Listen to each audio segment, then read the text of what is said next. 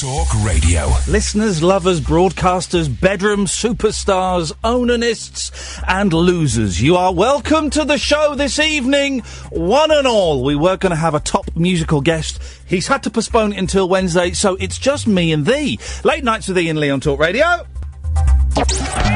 Late Night, Iain Lee on Talk Radio. We have ways of making you talk.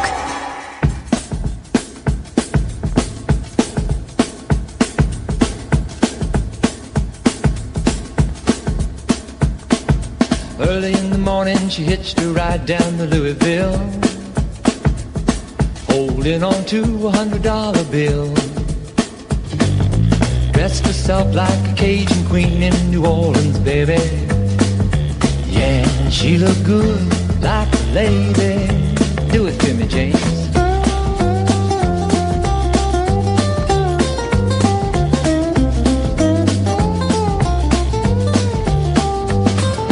Mississippi River runs like molasses in the summertime. And me, you know I don't hardly mind. Sipping on the beer in Bourbon Street and I'm sitting easy. Don't get me wrong, it takes a lot to please me. Third hand loan.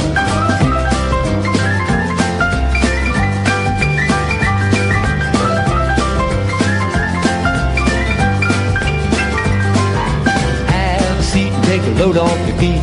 She said, yeah. So I said, ooh, I like your dress. Swamps all around make you feel kind of funny, don't they, honey? She crossed her legs and looked at me funny. Sit down on the bayou, why you never know just what you're doing. Down on the bayou, why you never know just what you're doing. What you're doing. On the bayou, why you never know just what you're doing. Down on the bayou, why you never know just what you're doing. Just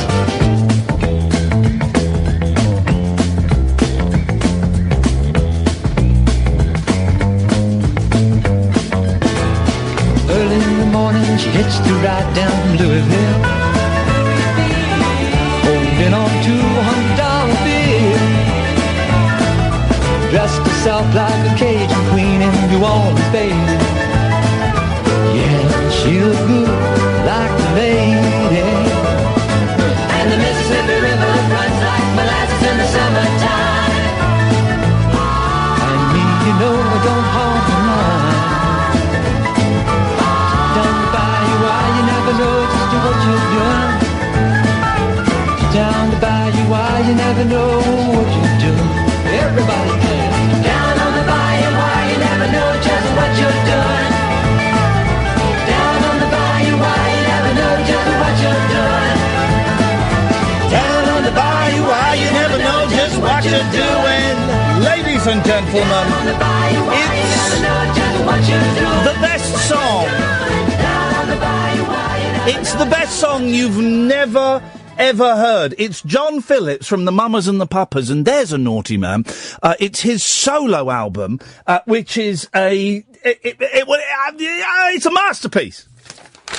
No, about 25 people bought it, which is wrong because it is a masterpiece. You can get it on CD now with loads of bonus tracks. It's well worth getting. And we were supposed to be this evening talking to Mr. Lou Adler, a name that to most of you will mean nothing. Let me just fill in a few blanks about Lou Adler. Discovered the Mamas and the Papas, produced them. Set up Dunhill Records, which had the Mamas and the Papas on, as well as Scott McKenzie and others. Managed Jan and Dean early on in their career. Produced several Carole King albums, including Tapestry. Produced the movie, The Rocky Horror Picture Show. Wrote, I think he wrote... what did he write for Sam Cooke? She Was Only 16. I think he wrote that. She was only 16.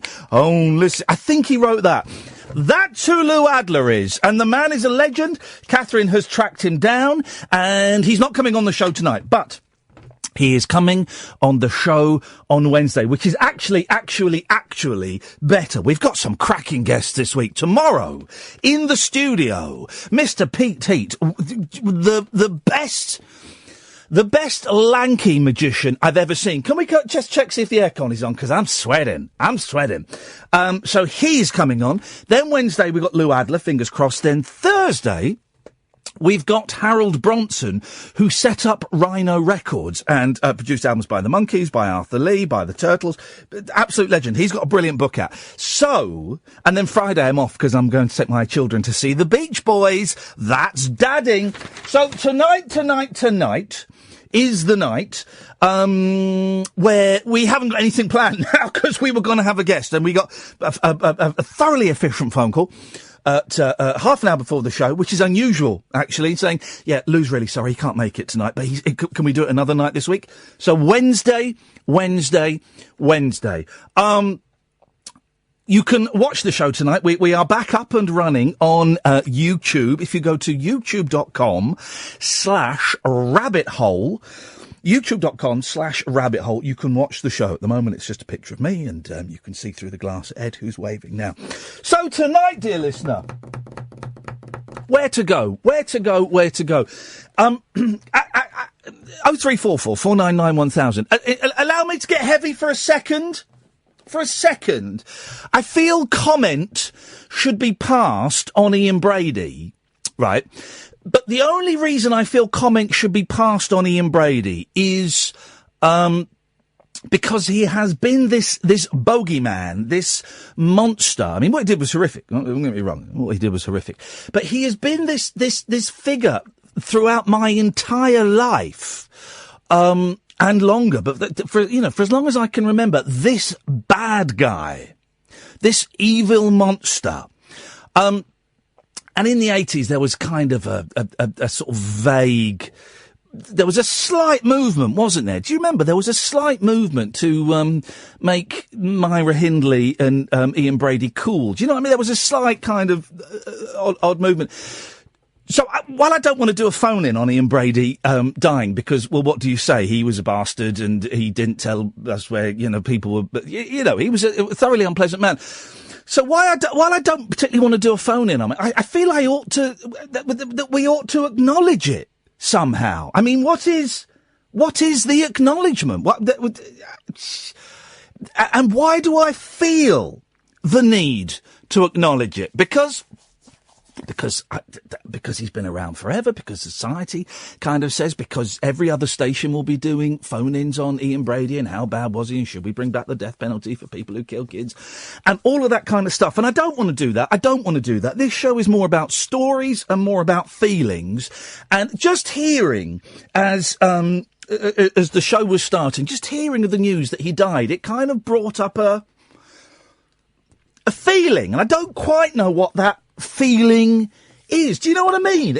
I'm being very vague and non-specific because I don't know how to be less vague and more specific. I shan't be celebrating the fact he's dead. I also shan't be mourning the fact that he's dead. It just feels that something has shifted. Do you know what I mean? Something has shifted. Do you know what I mean? Probably not.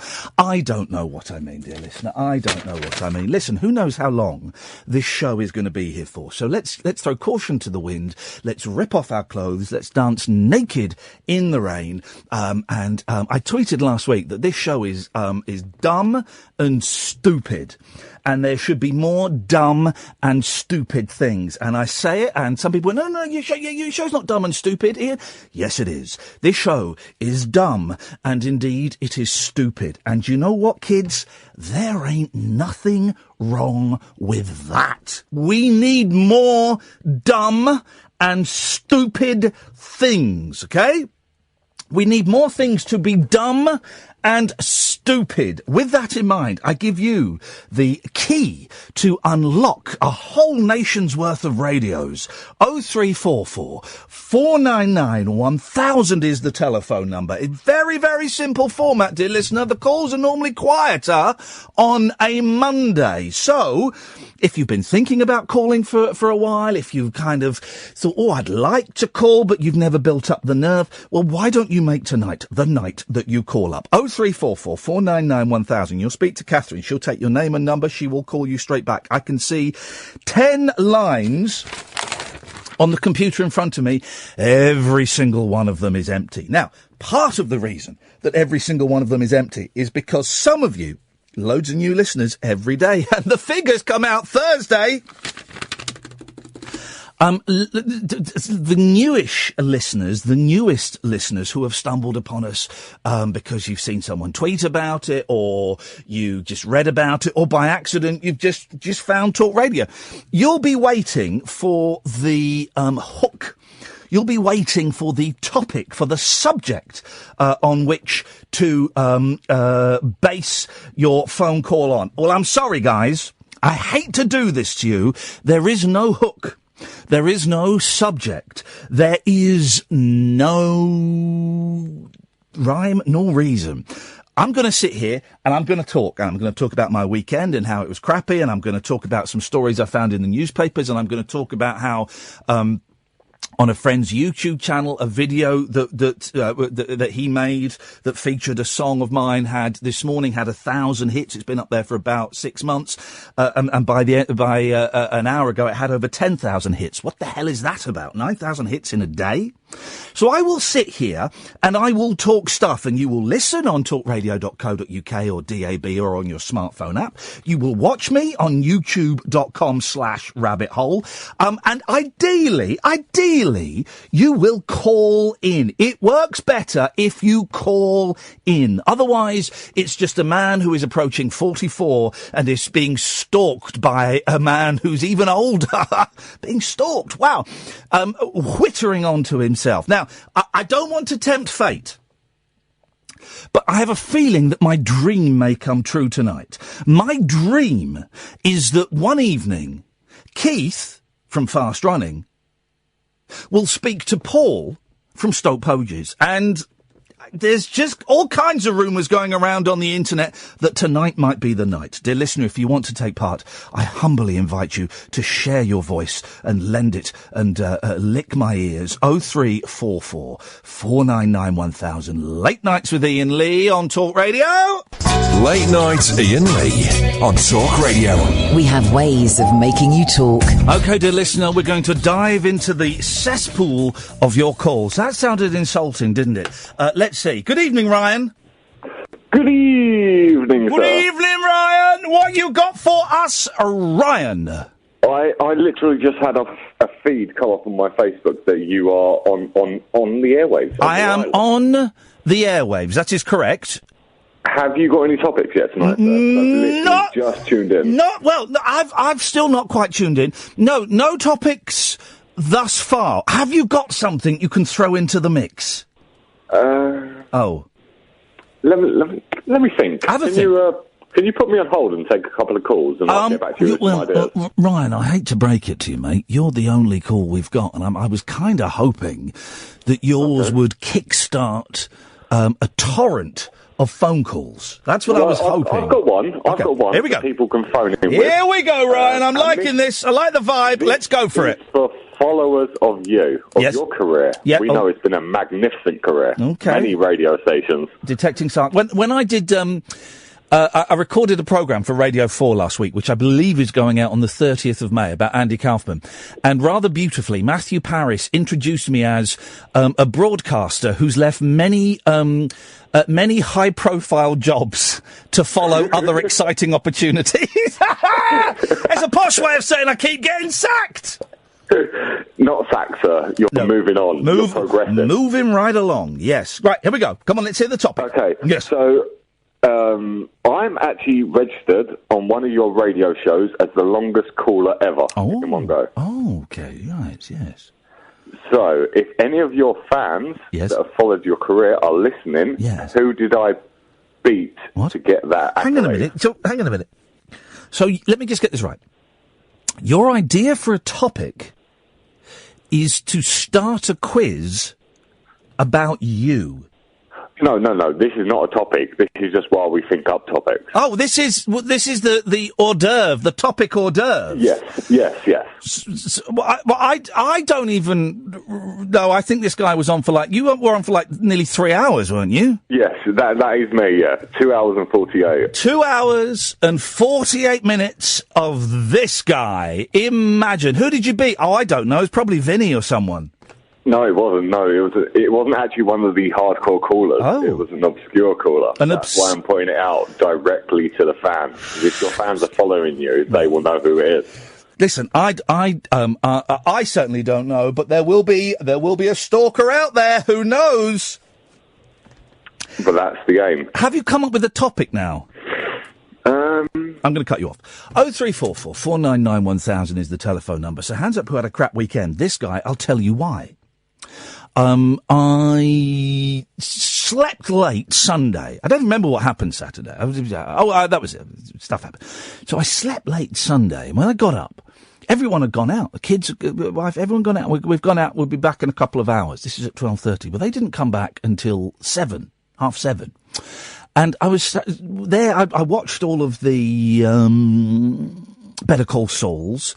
I'd watched a documentary about Roger Stone on Netflix. Man, that's bleak. Who's Roger Stone? He's one of the people that won Donald Trump the election. Man alive, it is bleak. He's got a picture. Here's the thing. Roger Stone, who was on and off Donald Trump's key advisor in the on and off, and he got sacked, but then he was still advising from behind the scenes. On his back, he has a tattoo, which he's more than happy to show everybody, of Richard Nixon. He has a tattoo of Richard Nixon. It really is a very, very bleak documentary. So I'd watched that. I'd watched all the Better Call Sauls, a programme I cannot stop watching, even though I find it quite dull. But I just enjoy the two main actors, Bob Odenkirk and Michael McKean. They are endlessly watchable, despite the show being dull. Style over content. 0344 499 1000. So I saw that the lawn was getting a little bit fruity. Little bit tasty, and I, as you know, I only mow the lawn once a year, and I mowed it a month ago. Nobody has mown it since, and I sat there looking at it. I thought, I'm not going to do it. And then I looked at it a bit more. I thought, I'm not going to do it. And I thought, mow the lawn. It's like an hour's job because we've got a piddling little lawnmower. So I got the lawnmower and I got it all set up and I got the extension lead and I had to untangle the extension lead because I'm the only one that bothers to wrap the extension lead up properly, guys. 0344 499 1000, by the way. And I started mowing the lawn. It's a fly mowing. It catches all the grass. I didn't get even one sort of bin full of grass caught before, and the blade came flying off. The blade came flying off, and I thought, sweet Lord. And basically, here's the technical term, I'd buggered the lawnmower. And I then fumed and swore and kicked it and sulked. And there was a bit of screw that was stuck in the middle. And I'm thinking, I'm going to have to buy a new lawnmower, guys. I am going to have to buy a new lawnmower. But after much fiddling and swearing and cursing, I managed to get this little bit of a bolt out. So here's the thing, I've ordered a new blade and a new screw and a tool that screws all this together, right? And that has come to, I think, nearly 40 quid, right? 40 quid, just for all of this to fix the lawnmower. To buy the lawnmower new would have cost 80 quid. And now I'm thinking, Ryan, should I have just bought a new lawnmower? Well, if you can afford it, yeah. Well, I mean, afford it, yes, but it was 40 quid to buy 1, 2, 3 bits for the lawnmower, 80 quid to buy a whole new lawnmower. Does it work as good as new?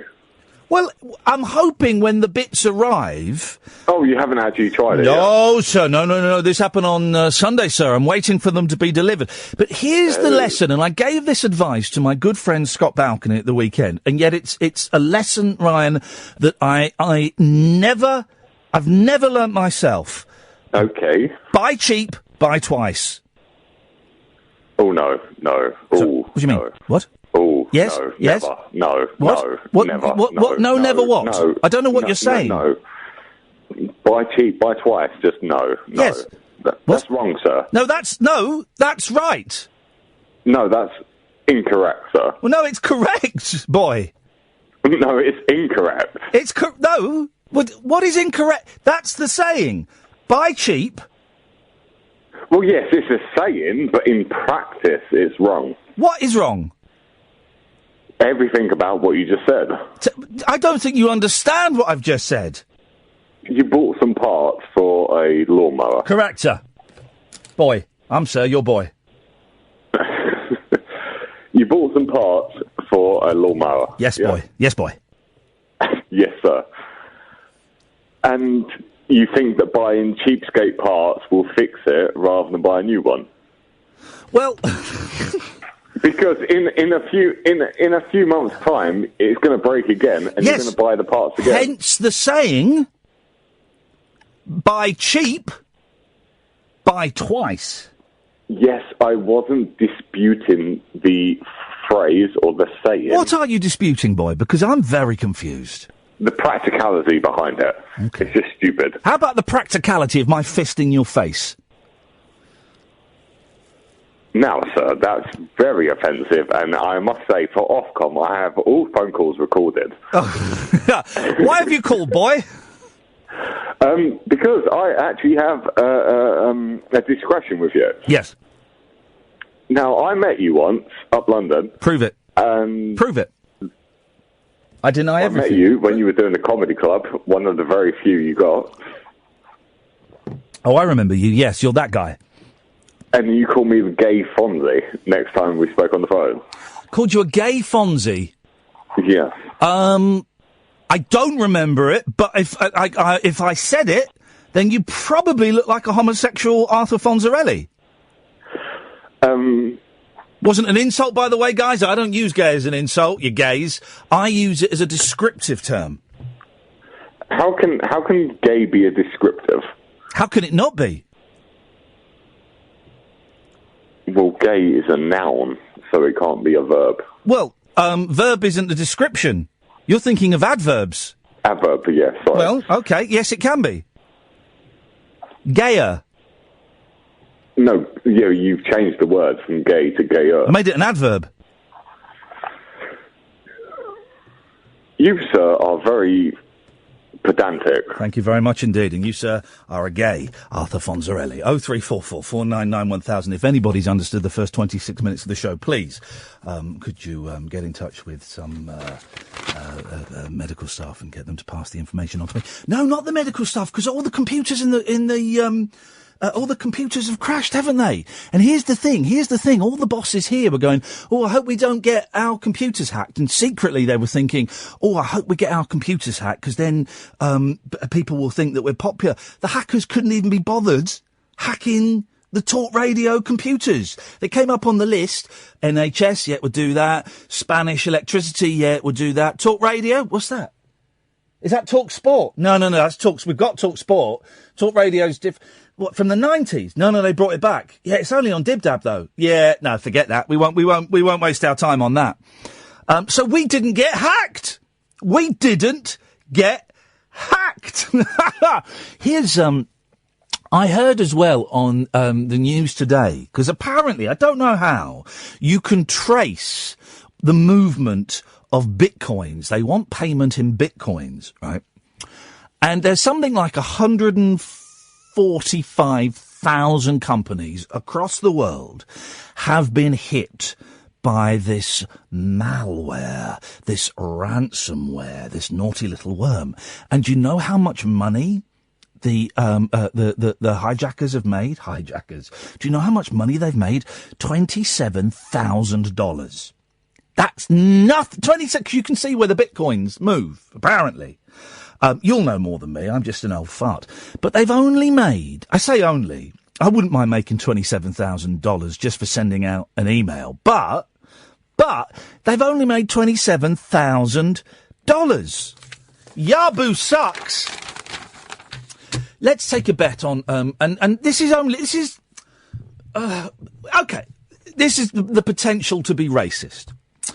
So, but let's take a bet on who we think did it. I'm going full in the Russians. Full in, it was the Russians. Who do you reckon? 0344 499 1000. You can even name individuals. It won't be libelous. It won't be libelous because we're just doing it for fun.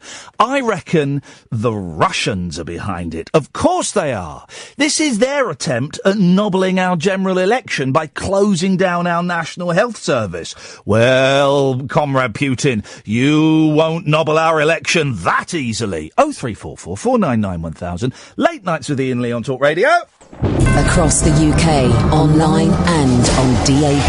Late night, Iain Lee on Talk Radio. We have ways of making you talk. 0344 499 1000. Good evening, Craig. Evening, Ian. Hello, boss. What you got for us? It's a funny thing, isn't it? All this cyber intelligence and what? And spies. What? Isn't it weird how countries are allowed to have spies on each other? And they're allowed to break laws. Countries are allowed to have spies on each other? Yeah. What do you mean? Oh, yeah, we're an honest country, but we're going to try and get all the secrets of our enemies. Yes. By, hacking them and... What's and all that. What's so funny about peace, love and understanding, Craig? It's even with the nuclear... They reckon that all our nuclear subs are run on Windows. No, even worse. I think they run on Windows Millennium. I was the one I actually bought. I went legit for that one. Millennium. Even Microsoft, 6 months after they released Millennium, went, we may have screwed this one up, guys. Yeah. I think I've got a hole in my gum.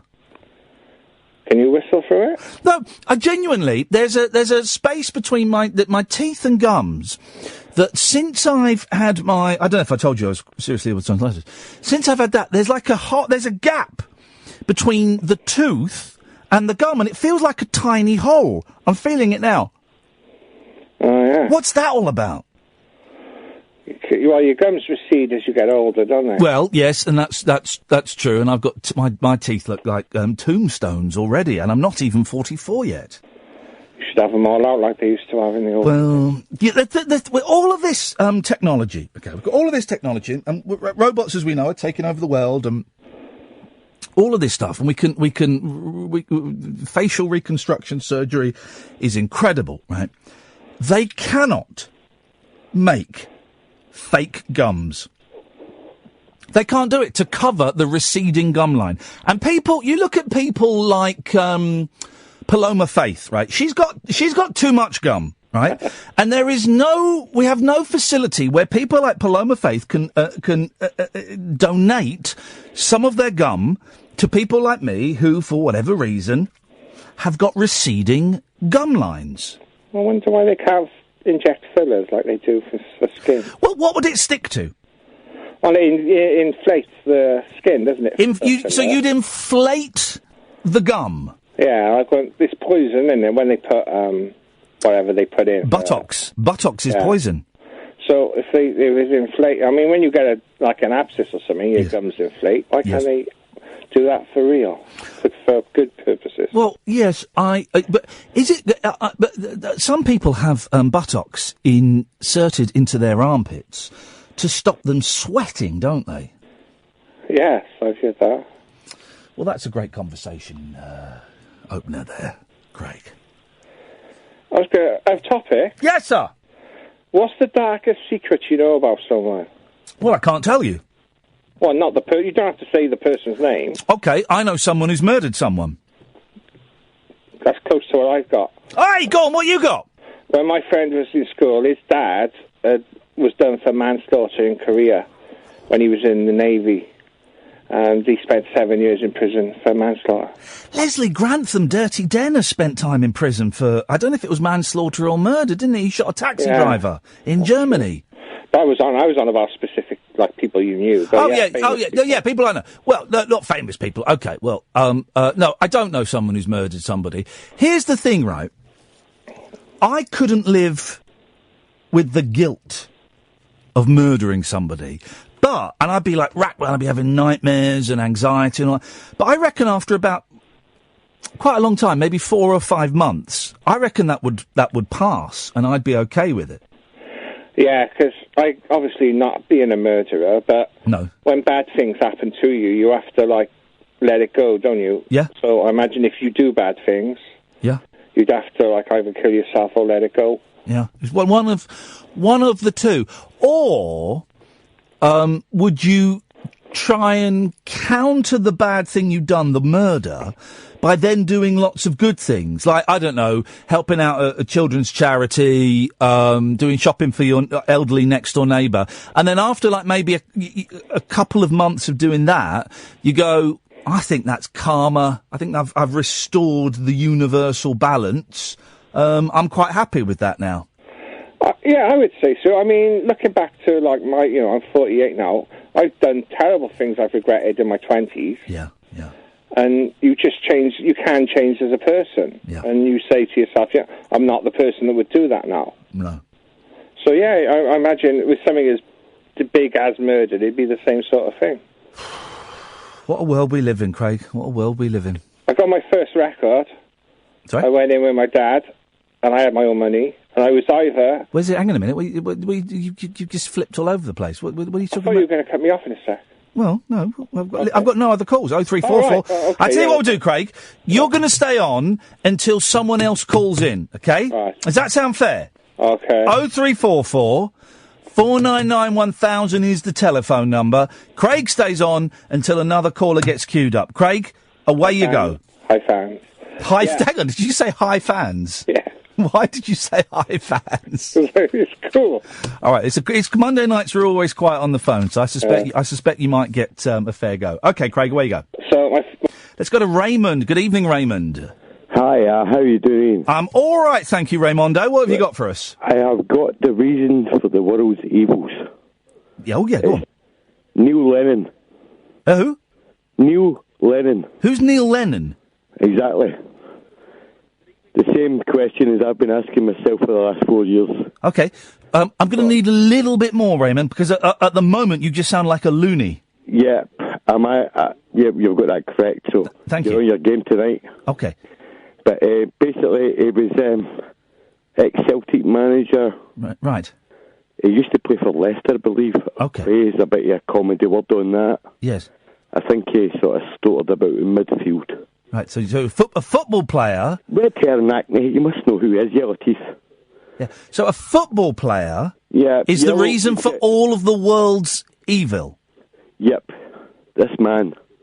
Can you He's put got forward... contacts in North Korea. Okay, and his name was Neil Lennon? Neil Lennon, yep. That's brilliant, Raymondo. Thank you so much for that. Flipping heck!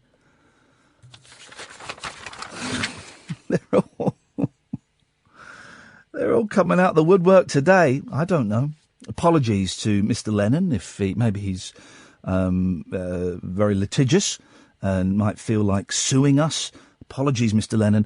Although, if you do sue me, you better make sure that you've not got contacts with North Korea and you are not the main reason for the world's ills. Otherwise, you'll be in big trouble in court, buddy. Simon! Hello, Ian. How's it going? It's going very well, Simon. Excellent stuff. Yeah, I just wanted to find out, I'm one of those people that listen to your show. I'm not going to say every single night, but, at least sort of 3 or 4 nights out of 5. Yes. But rarely call up. So, there are plenty, I'm sure there are many more like me. Okay. Because I do listen to your podcast as well. Thank you. And I do know that you don't like dull calls. So I do try and, Okay. And yet you've spent the last 30 seconds... Yes. Okay.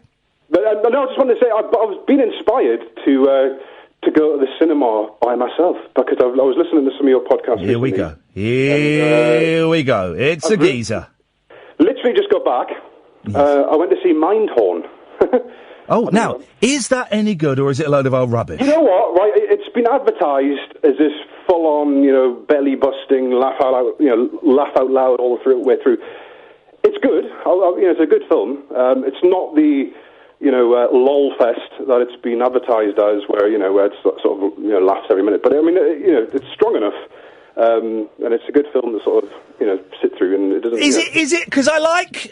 it's got my friend, a guy I work with, Simon somebody in it, whose name I can't remember. Simon Thornaby or something, yes, that's it. Who's brilliant, and I've worked with him, and I think he's very funny. And it's it Julian Barrett? I always get Julian Barrett. Yep, main lead, the main guy. And those are two of the most talented, funny people we have in this country right now. Yeah, and to be fair, in the film they're really funny. But isn't it just like a TV movie though? Possibly. Well, I know Netflix have bought the rights to it, so I think. Anywhere apart from the UK, you can watch right now on Netflix. If you've got one of those. Isn't it? Because I saw the trailer, and it looks suspiciously similar to a show that was made about 15 years ago, starring Rob Brydon and Steve Coogan, where Rob Brydon used to be in an old sci-fi programme, and then he landed, he couldn't get any acting work, and he gets invited on a fan cruise. And isn't that kind of the plot of Mindhorn?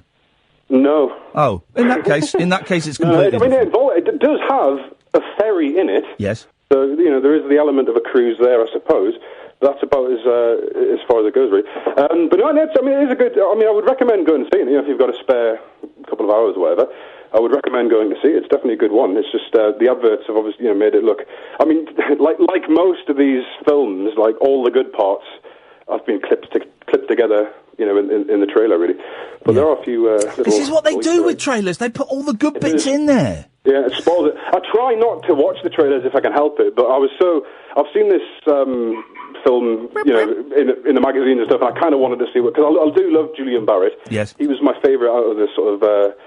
him and Noel Fielding. I can't remember the show now. Mighty Boosh. Mighty Boosh, yeah, the Mighty Boosh, the crazy thing. But he was my sort of favourite out of the two. I do like Noel as well. Yeah, but, I never really liked them. Here's okay. Let's do this. All right. This is the phone in. Okay. 0344 499 1000. Comedy programmes that everyone loves that you never really got. I'll go first. The Mighty Boosh. The League of Gentlemen.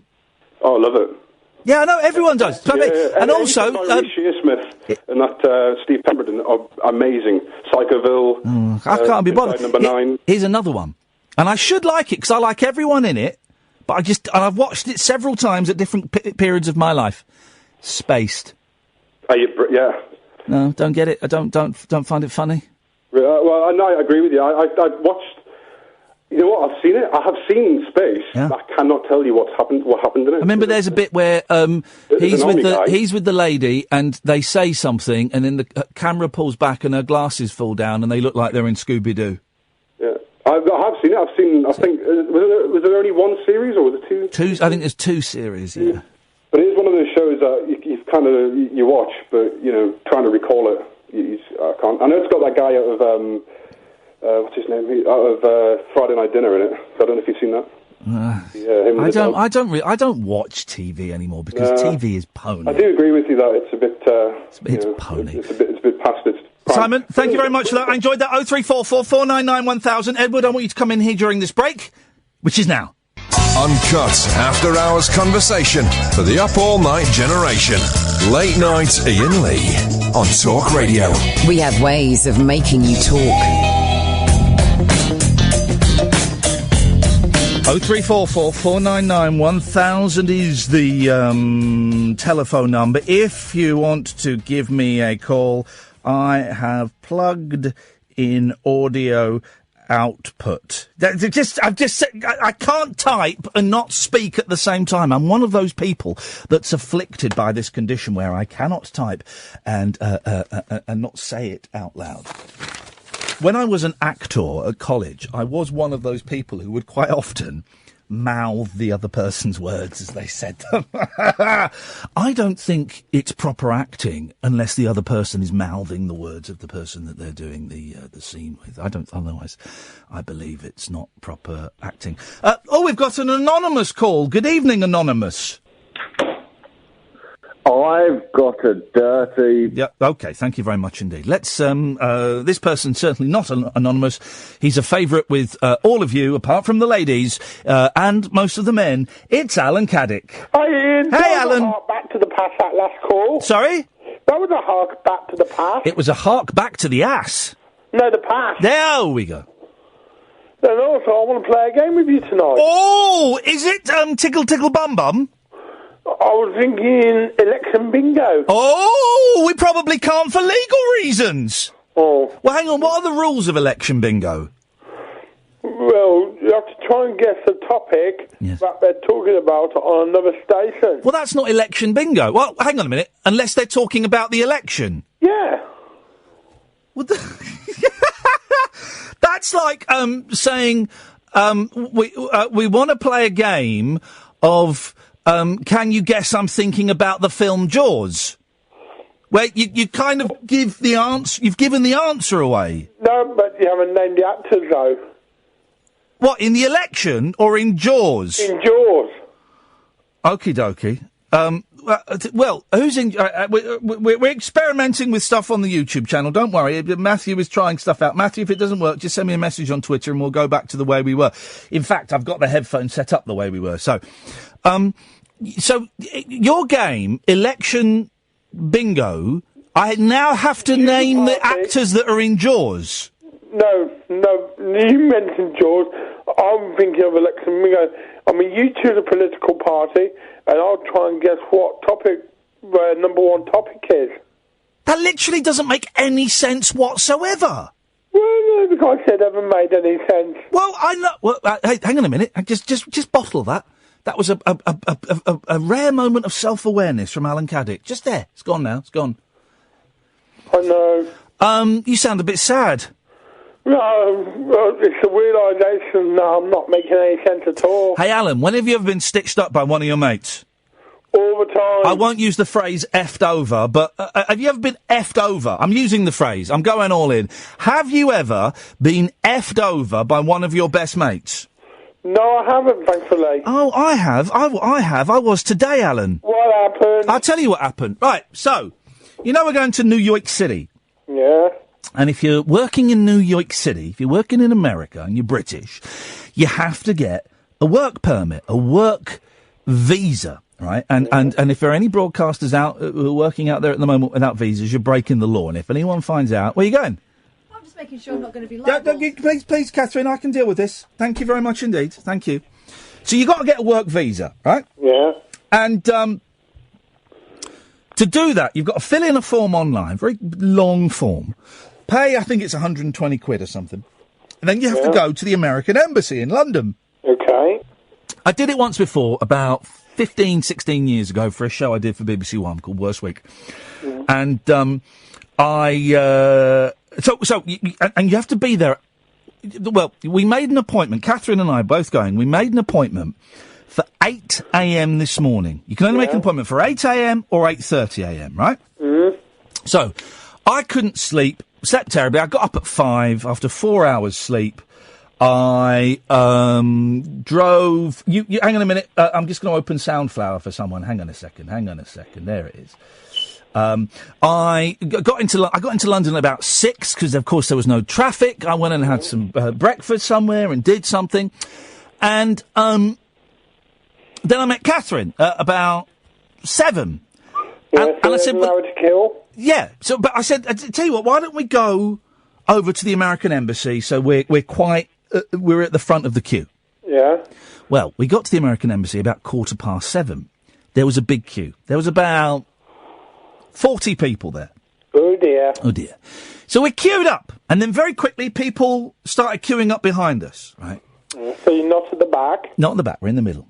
At 25 minutes past, I heard the young lady behind me say, of course, you're not allowed to take laptops into the American embassy. And I went, oh, no. I had my laptop with me. And Kath said, oh, don't worry, it'll be fine. You'll be able to leave it on the door. So I Googled it, and it said, you will not be permitted into the building if you have a laptop. You will be sent away. And I went, right, I've parked my car 10 minutes away. Right? If I get a cab, I've parked the car 10 minutes away. I can jump in the cab, go and drop that off. I'll be back in 20 minutes. That'll be 7:45, right? Uh-huh. I said, keep our place in the queue. I'm off. Get this, Ed. Get this. So jumped in the cab. Cab turned up. Jumped in the cab. I said, man, this is, I'm on a real mission. I've got to get to the car park. Got a really good car park in London that's really cheap and just outside the congestion zone. Get there, drop that and come back. He said, not a problem at all, buddy. And he understood. So got to the car park, ran out, put the stuff in the boot, got out of the car park, jumped back in the car. I said, take me home, buddy. And so he took me back to the American embassy, right? Yeah. And I'm texting Katherine as we're getting close. I said, Katherine, are you moving? She said, yeah, we're moving. I was like, right, okay, fine. So then I got to the queue, right? And I could see the queue. And the queue was massive now. Absolutely. There's 200 people there, easy, right? Yeah. So I ran to where we were. She wasn't there, of course, because she'd moved on a bit, yeah? Oh, no. So I ran down the queue towards the entrance. And I couldn't see Katherine. Oh, no. So I ran back a bit. I thought I must have missed it. And I couldn't see it. I ran back I couldn't see it. And then I got a text from her saying, oh, I've gone in. Oh, no. I've gone in. I went, what? She went, I've gone in. So, what do you mean you've gone in? She went, well, they waved us through, so I've gone in. And I said, what have you done? What, Alan, right? Mm-hmm. You're waiting for your mate to get to the queue, right? Yeah. Right, and you're about to get waved in, but you're waiting for your best mate. What would you do? I would another way to go in and wait for your friend. Ladies and gentlemen, even Alan Caddick knows the correct behaviour in that situation. What you do is when you're getting waved in and you see you're about to get waved in, you say, I'm really sorry, I'm waiting for someone. And you go back about, 10 people in the queue and you say, look, I'm sorry, I'm waiting for someone. I was there. Do you mind if I come in here? That won't make any difference to you whatsoever. And you do that until the person arrives. I was waiting for 20. Yeah. No, not Katherine. She went in. She went in. So then I have to go to the back of the queue, and there's about 200 people now. Oh, no. Unbelievable. And then, of course, she goes in. She's in really, really early. She gets sorted, and I get a text saying, oh, I'm done now. And I'm still going through the front door, and where I haven't taken my belt off. Oh, no. Outrageous. So, tonight, dear listener, the phone is plain and indeed very, very simple. When have you ever been effed over by one of your best mates? 0344 499 1000. It was outrageous behaviour, Cads. Well, can't believe it. And I know. And also, if you just want to phone up and shame Katherine, you don't even have to come on the air if you don't want. You 0344 499 1000. That telephone number will take you straight to her. You can come on the air and do it, or you can just phone her up and go, shame on you, and then put the phone down. All of that will be perfectly acceptable. This is a message for Kath. You're a disgrace to all producers everywhere. Wow. Wowzers, that must really sting. That must sting. Thanks, Alan. You made me feel a lot better. Cheers, Ian. Ta-ta. 0344 499 1000 is the telephone number if you want to give us a call. Is that not working, Matthew? We're streaming this on YouTube. We tried something a little bit different, and we can't hear the callers. Is that what's being said? Now, Ed, come in. Come in and join me, Ed. Come in and join me. Come in and join me, Ed. Come in. Who am I? Come in, my darling. Come in. Why might that be happening, Edmundo? I have a theory. Okay, you get on. You take control of the computer. Matthew, let go. Ed's steaming in. 0344 499 1000. Can you believe that about Katherine? Well, effed me over. I can see what she did. I mean, American Embassy, if someone's there, they've got guns and everything. No, they haven't. Oh, they haven't? No, they haven't. They haven't. There were two British coppers out there with guns. The people that were working on the door were British kids. It was all Here's the thing about the American Embassy, right? It's British kids that work there, but bizarrely, all of the doors are American doors. Did you notice that? They're all American doors. You know, when you go to American, like supermarket, or big shopping centres and stuff, they have these very heavy doors with a bar in the middle, and you push the bar and that opens the doors. And it's a very specific American type of door. You kind of get them over here as fire exits, but they're slightly different. The British ones, it's a protruding thin bar. This is a very thick bar that's set on the door. All of the doors were American doors, which makes me think they've had those doors flown in from the United States of America just for the American. Is that working? I'm going to check. I'm going to check you in a minute. Okay. Thank you. They've had those doors flown in from the American embassy. What the hell? From America for the embassy. What the hell is that about? Yes, caller, what do you want? Hello? Yes? Can you put me through as Gay Clive? What? Can you put me through as Gay Clive? As Gay Clive? Yeah. Okay, Gay Clive. Well, you're on now, Gay Clive. What do you want? Well, I'm a homosexual. Okay. I mean, as prank calls go, that's down there with the worst. Isn't it? 0344 499 1000. Can you believe an hour of broadcasting has happened? What have we learned? Absolutely nothing whatsoever. But you can call in about any old thing you want. You know the score, and I was trying to explain this earlier on. It's not one of those shows where we tell you what to talk about. We go, well, Ian Brady has died. Well, let's hear your thoughts on the Moors murder. Because who's going to phone up and go, well, actually, I think he was a great guy. No one is, of course. So why would you want to do a phone-in on that? I mean, some lazy presenters might be doing, should we bring back the death penalty for people who murder children? No, of course we shouldn't, because it would never work.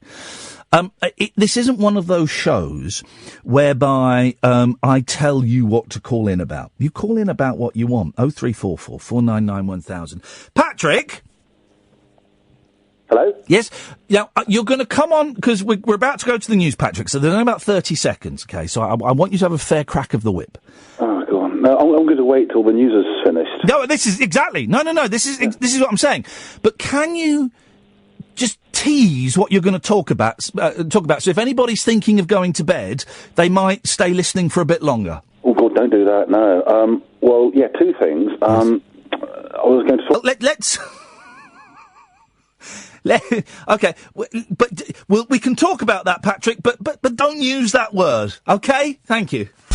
Talk Radio. 0344 499 1000. We're going to speak to the non-sweary Patrick after the latest news on Talk Radio. Late night, Iain Lee on Talk Radio. We have ways of making you talk. I did say bed. Let's try that again. No, let's try that again. Doesn't matter. Don't you... Across the UK, online and on DAB. Take a far-out trip into the twilight zone of late-night radio with Ian Doo-Doo-Doo-Doo-Doo-Doo-Doo. Unmissable late-night radio with the original king of unconventional conversation. Make contact with Iain Lee.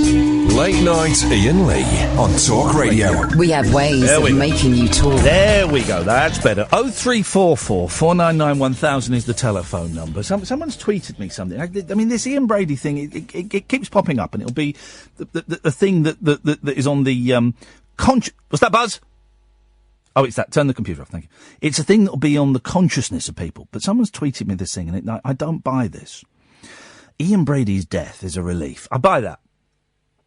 As it will be for Peter Sutcliffe, a bit less pure evil on the planet. I don't buy this. I don't, I'm not in any way defending what Ian Brady did or what he stands for. I don't buy this. People are pure evil. I don't really buy. I mean, people are nasty and make decisions and choices, but I don't necessarily buy this either.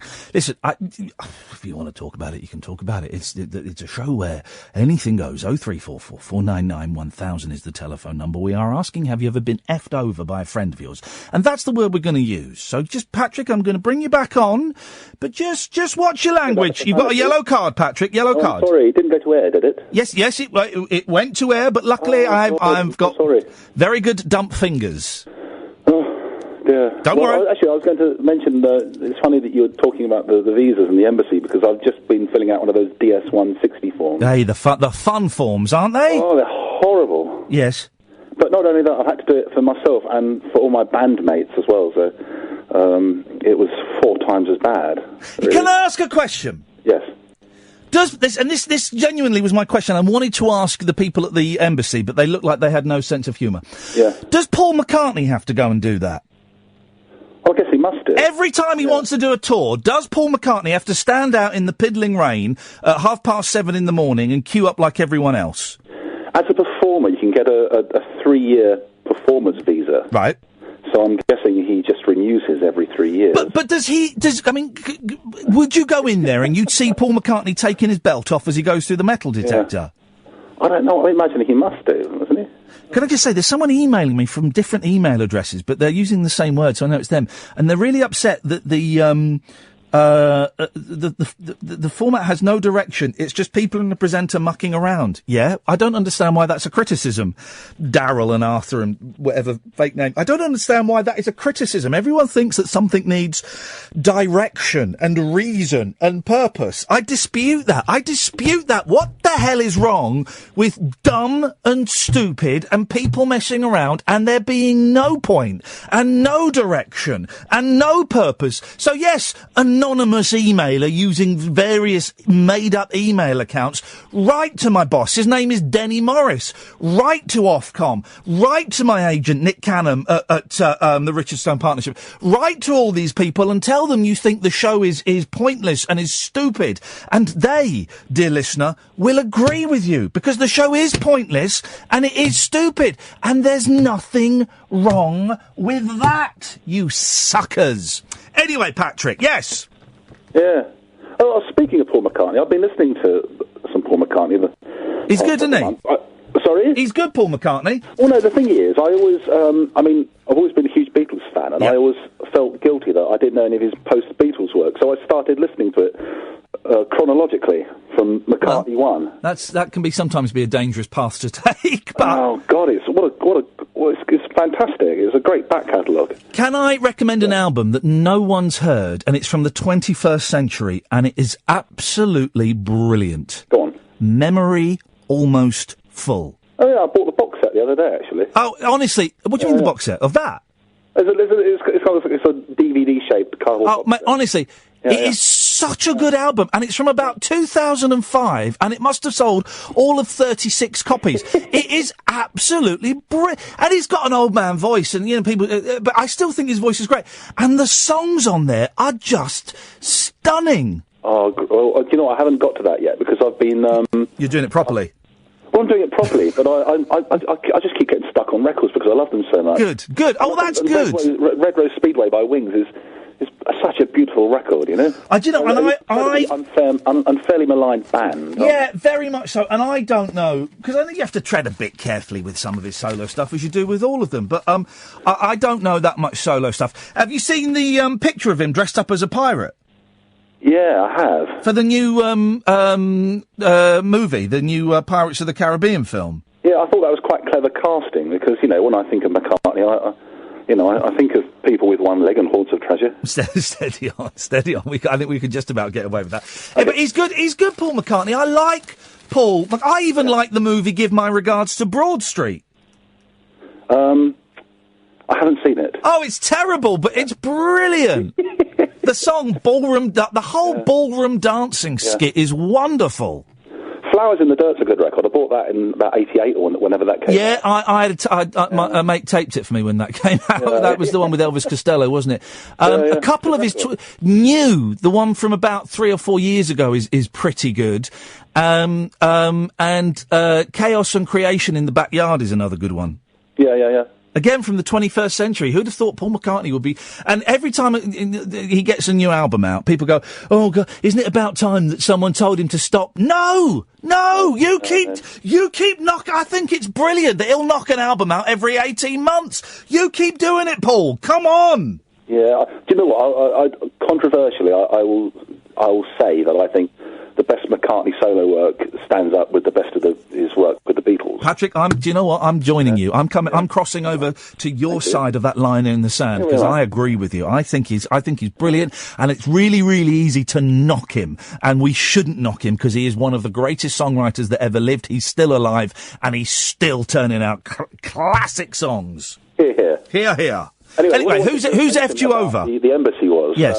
I've been told I have to go for an interview at the embassy. Yeah. So is it an interview? What is it? Is it just a formality? What do you have to do there? You have to...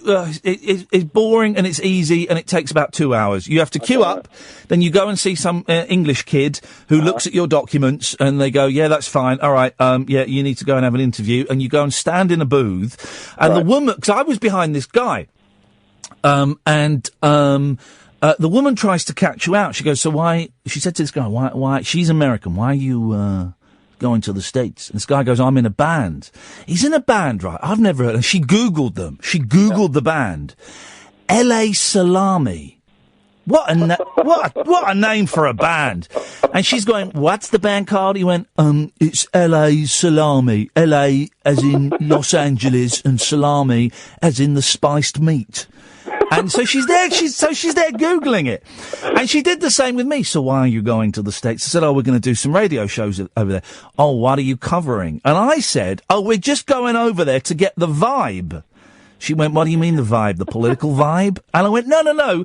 We just want to go and talk to people. What about politics? Kept going, politics. I was going, no.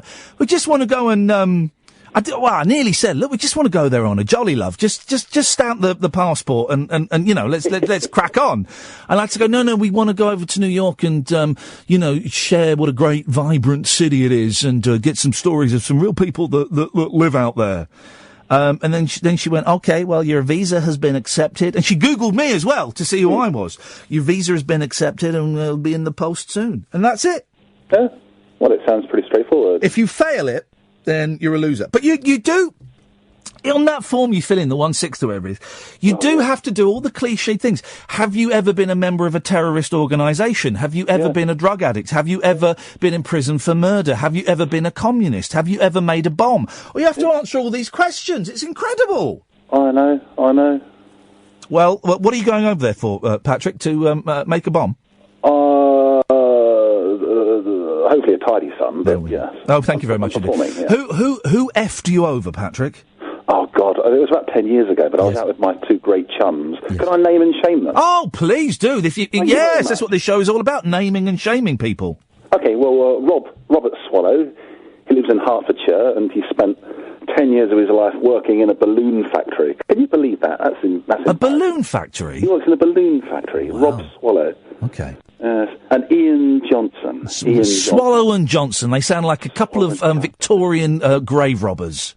Yeah. Don't they? Swallow and Johnson. But we've been out for a few drinks, and well, they sound like a menu at a whorehouse. We can have a Swallow for 20 or a Johnson for 30.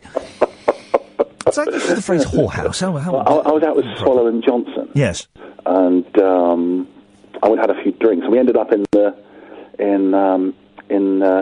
Harlow Town Centre. Harlow. Have you been to Harlow? Yes, I have family who live in Harlow. It's an unpleasant place. Yes. Yeah, right. So we ended up in Harlow Town Centre. Yes. And in favourite chicken and rib restaurant. Yes. You know, as you do at about 1 o'clock in the morning. Yes. For a chicken burger on your way home. Yes. And I was attacked at the counter. I was exchanging pleasantries with a girl, you know, at the counter. Yes. And her boyfriend took umbrage. He was a big meathead of a man. Yes. And he turned around and headbutted me. Whoa! It's the only time in my life I've had any part of my body broken. Yeah. And he headbutted me in the nose. My face exploded, and I was knocked unconscious, and then blood was blood flew everywhere. You know, it was awful. And I must have been unconscious, but I don't know for how long. Maybe 2 seconds or maybe 20 seconds. I don't know. Yes. And Swallow and Johnson scarfed it. And ran off. Absolute cowards. What scumbags? I know. But I mean, when I came to, the chap that did it had also disappeared as well. But Swallow and Johnson. So who helped you then with your nose burst and all over the kebab shop? Nobody helped me. Really? Yeah, nobody. What? So what did you do? Did you get up and I bet you even paid for the chips as well, didn't you? I didn't eat any. I hadn't been served. Well, you just got up with your hand over your nose and walked out? No. I went to the toilets. I remember going to the bathrooms behind the back of the restaurant, and just looked at my face in the mirror and thought, oh my God, it looked like somebody had thrown a bucket of wowzers. paint. Well, Swallow and Johnson, if I ever run into those two individuals, you mark my words, they're in very big trouble.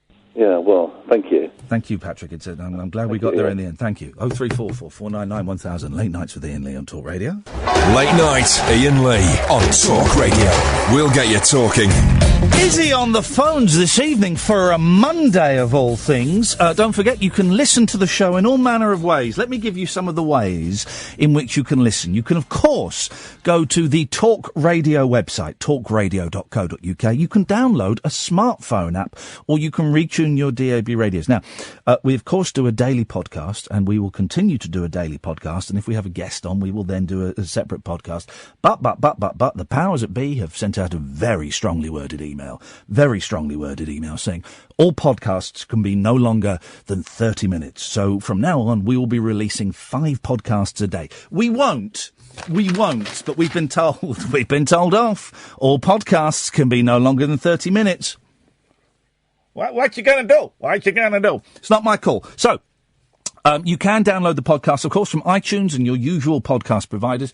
There is also a Listen Again feature on the Talk Radio website. And if you follow me on Twitter, at Iain Lee, tomorrow I'll post a little video. I've posted it before. I've got wet hair in it. I'll post a little video of how you can activate the Listen Again feature, because some of you are morons and found it really difficult to do. And I don't know why, because it's dead easy. All right, it's dead easy. So we will do that, dear listener. You can, of course, watch the show this evening. I believe we have got the audio and the pictures synced up perfectly. If you go to youtube.com/rabbithole, you can watch the show, and you can talk to other people and chat to other people and all of that stuff. It's also the place to go to see the Keith's fast running video, and we're up to something like 3,000 views, just shy of 3,000 views. Also, and Christian, I'll come to you in a second. Sorry, I'm doing a train of thought. You know, I recorded that song with Nigel from Maidstone, Lindsay Lohan. I'm knocking one out to Lindsay Lohan. Or was it Miley Styley? Anyway, I can't remember, one of them. Dan the DJ mixed it, and my mate Jeff did a brilliant animation, and I think it's been on Jeff's YouTube channel for ages and ages and ages and ages, months. I think it's the Miley Cyrus one. And as of today, after about 6 months of being online, it had about 1,000 views, right, this morning. And then he sent me a message about 7 saying, I don't know what's going on. This Miley Cyrus has gone from 1,000 to 3,000 views in a day. And then he sent me a message an hour later saying it's gone to over 10,000 views. What the hell is going on? And do you know how many pennies I get per view? 0. 0 pennies, dear listener. Christian! Hi there. Yeah, I think I'm 9,000 of those views. Oh, I see. You're one of them. I've been found out. You've been outed, Christian. What have you got for us, boss? Just before I go into it, I've got to agree with you on the Memory Almost Full. That's a brilliant album. Oh, it is, honestly, and a mate bought it for me for a birthday once, and I saw it and I went, oh yeah, thanks man, cheers. And I didn't listen to it for ages. And then one day it was just like, oh, I'm going to put this on. And I was absolutely blown away by it. It's one of the shortest songs at the end that nod your head. Yeah! And it gets me going so much. I used to listen on the school bus, and no one had a clue why I was still listening to Paul McCartney. Yeah. I was like, this is his new album. Is that the one that's also, I get a bit confused, is that the album that's got, I got a lot on my plate. What's it, Clear and, what's it called? Ever Present Past. Ever Present Past. That's a brilliant song. Absolutely one of his best. I saw them doing it on one of the panel shows, and I think the video came up, and they took the mick. I was like, that's a good song. My mate is in one of Paul McCartney's videos, and I think it's a song from that album. Is it? It's not one of the best songs. Everybody's going to dance tonight. You know that one? Everybody's the Postman. Yeah. My mate played the Postman. And, brilliant! And and I said, what was it? And he sort of became friends with McCartney for a bit, and would go out for dinner with him and stuff. I don't know if they still are. And I said, well, what was it like? Tell me, what was it like working with a Beatle? And he said, well, Paul's lovely, right? But he's not the best actor, because when you're improvising, right, if we were improvising a scene, I would say something like, oh, do you want a cup of tea? And if you were a good improviser, would go, yes, I'll have a cup of tea with 2 lumps of sugar. I believe you were in town today. And I would go, yes, I was in town. I'm glad you mentioned that. But McCartney was doing this thing called blocking. So Mackenzie would say something like, do you want a cup of tea? And Paul McCartney would go, no. And he'd go, oh, well, I believe I saw you in town today. No, it wasn't me. So he said it was tricky, but he worked with a Beatle, and it really is, that's all I base my friendships on. If they've worked with a Beatle, they go way up the list. It's a bit like Liam Neeson when he's trying to do the comedy in Life's Too Short. What's Life? I've not seen that. I do like a bit of Liam Neeson, even though I blanched at watching. I've completed Netflix. I've completed it, and Taken 3 came up, and I thought, even I'm not that desperate. I watched a really good documentary, actually. I watched the one about Roger Stone, and I watched one that everyone said I should have watched ages ago, and I didn't. And it's about Atari, and about the 1 million ET cartridges being buried in a landfill in Mexico. and it's brilliant. It's a great little film. I started that, and I really couldn't get into it. I think it's probably because Atari was a bit before my time. Yeah, no, I did, because I'd interviewed Nolan Bushnell before, who's the guy who created Atari. Katherine, Nolan Bushnell, let's see if we can get him on the show. It's unlikely, but he basically, if you bend some of the facts, he basically invented video games, right? That's pretty cool. Yeah, exactly. He invented Atari, and he's a legend, and I've interviewed him before, and he was but no, Atari kind of was my time, so I did get very excited seeing all these, the footage of these, these stoner kids in the 70s who were basically building, if it hadn't been for them, we wouldn't have Xbox Ones and PlayStation 4s and, all of that stuff, and it was these stoner kids in California that were doing it, and we owe them our lives. They've stolen my social life. How dare they? Yeah, I know, exactly. I've done a terrible thing. For a man approaching 44, I treated myself to some gaming headphones, right? So that because I like, sometimes when I go home, I like to play a little bit of Rainbow Six, right? Mm-hmm. But I'm aware that I can't really have it above a whisper because it will disturb everyone else. So I bought these headphones so I can have it blasting full blast in my ears. You got one of those rolly chairs that let you move around with it as well. I've not got one of those yet. Okay. But it's coming, Christian. It's coming. Go on, what have you called in for, boss? Okay, well, it was about friends who kind of effed you over. Essentially. And shame on Catherine as well. What we're now calling, and I've just looked at this online, and this has apparently become a thing. It's now called doing a cath. Well, I've got a few caths in my life. In which case. I'll name him. Sean. Our birthdays are quite close. He's my best mate. He still is. We've known each other since day one of university, same course and everything. Yeah. And we got to the end of uni. We were working in Newcastle for the summer together. Yeah. And because our birthdays were so close, obviously end of uni, both 21, we were turning 21 within about 3 days of each other. So I thought, oh, brilliant. We can finally do a big get-together. Perfect. Because this is the first summer we'd really been able to spend it together as well. Perfect. And there was all this talk. A couple of our mates were involved because they were working with us as well. We thought, big party, big do. I come in one morning to work, and lo and behold, I'd been on Facebook. I'd woken up, seen on Facebook, he's made an event. And my birthday is the 17th of August. Yeah. His is the 20th. Where does he put it? 16th of August. What?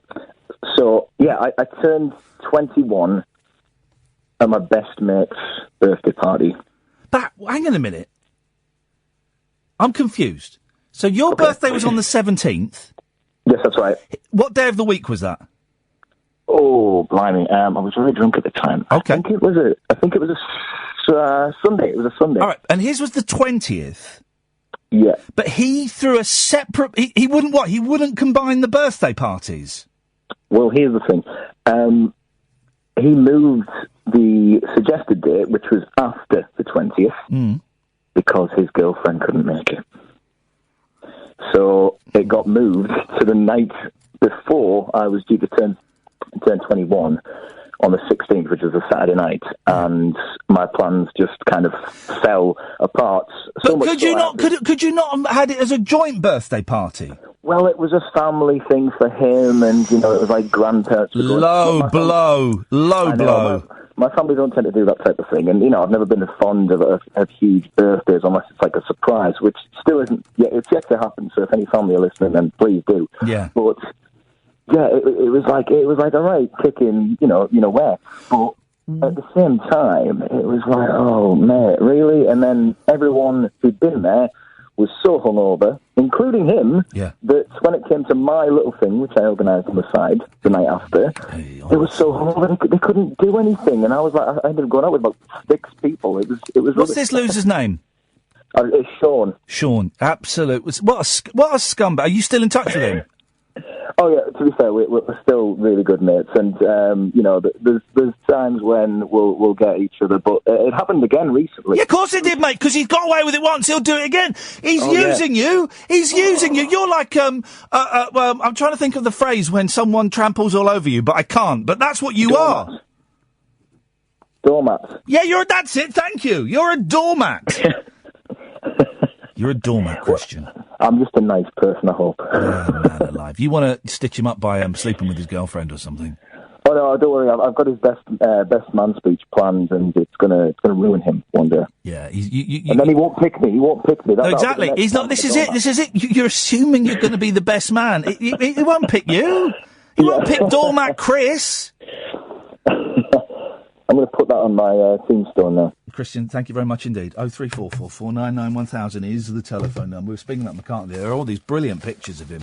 I mean, the new Pirates film is supposed to be a bit pony.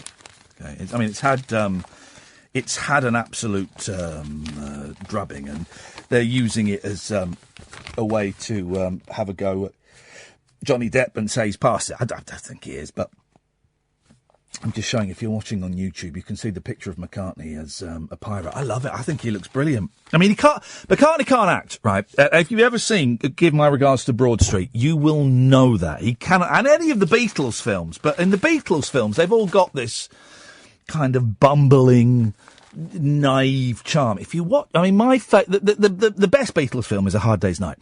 My favourite is Help, even though it's got really weird washed out colours and it's a little bit racist. But it's my favourite because you see the Beatles pad where all 4 Beatles live together, and it's this street of terraced houses, and they all live next door to each other like Ant and Dec. But then when they go in the house, it's all just one big house. It's beautifully done. Beautifully done. And what is particularly amusing about the film is that just before the filming of Help, they had discovered marijuana. And boy, oh boy, oh boy, you look in John Lennon's dead eyes throughout that film, just glazed over glossy stare that he's got. But I think it's a very funny, oops, Charlie, Charlie, oops, Charlie, oops, Charlie, Charlie, oops. I love it. 0344 499 1000. For the first time in an hour and a half on a Monday evening, the switchboard is absolutely empty. I'm going to show you the switchboard there.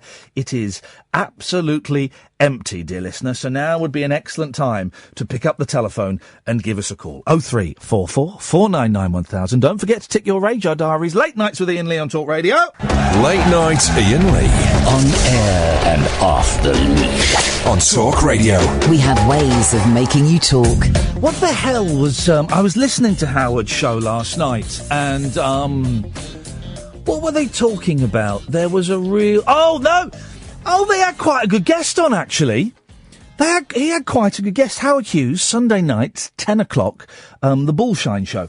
And he had quite a good guest on. He had this woman who'd written a book about UFOs, and she had interviewed, like, proper people that had seen UFOs, including pilots. There's a brilliant account of a UFO that was spotted by a British pilot as he flew from the Channel Islands over the English Channel to, I don't know, England. And he saw this thing and he cacked his pants. Absolutely cacked his pants. And she's written this book and she's interviewed all these pilots and it sounded really good. It was a decent guess that you could go, because normally I love listening to Howard's show, but quite often there's someone on there going, oh, well, come on, mate. There was one fella on a few weeks ago, and he was talking about how he was part of a secret army that had been to the dark side of the moon and Mars, right? And that there was a secret army base up there, and they had like these big robot suits that you climbed into, and that was like training. And he said all of this stuff is visible from Earth. Well, why can't we see it? Why can't we see it? Said Howard. He went, oh, well, cloaking devices. And before he said it, I knew I said, he's going to say cloaking devices. Oh, right, yeah, right. So all this stuff is visible from Earth, apart from the massive cloaking devices right, okay. And we just sat there going, Jimmy Hill. Chinny wreck on. But this woman last night was actually, didn't sound like a loon. A loony. I've started, and it's probably one of those words you shouldn't say, but I've started using the word loony again. And you're probably not supposed to say loony. But it's a very old-fashioned English word. The reason I'm using it is because I was listening to Alan Bennett diaries from the late 90s, early 2000s, and he talks about, and a woman got on the bus and she was a loony, and it just thought, oh, a loony is brilliant. And they used loony in Monty Python lot, didn't they? There's one bit where what is it? It's Graham Chapman talking to Michael Palin. And Michael Palin goes, you're a loony, aren't you? No, I'm not. Yes, you are. You're a loony. And I cannot for the life of me remember what the sketch is. But that delicious word loony. And we're not supposed to say it, lunatic. We're not supposed to say it. You're a loony. No, I'm not. Yes, you are. You're a loony. 0344 499 1000 is the telephone number if you want to give us a call. An hour and a half into the show, and we suddenly hit cruise. Now, there's this story in the papers. I'll go through the papers a bit, and if you want to chip in, dear listener, you're more than welcome to. And if you don't want to chip in, well, I'll be all right. I'll sit here and do this. There's this story that I'm finding fascinating, and it's going to end badly. There is no way this story will not end badly. It's the story about the missing dog and sheep. We talked about this last week. Do you remember? Well, the story is the story now, and the Mail are really going all in on this, really putting all their chips on black. The story is written by 3 people. And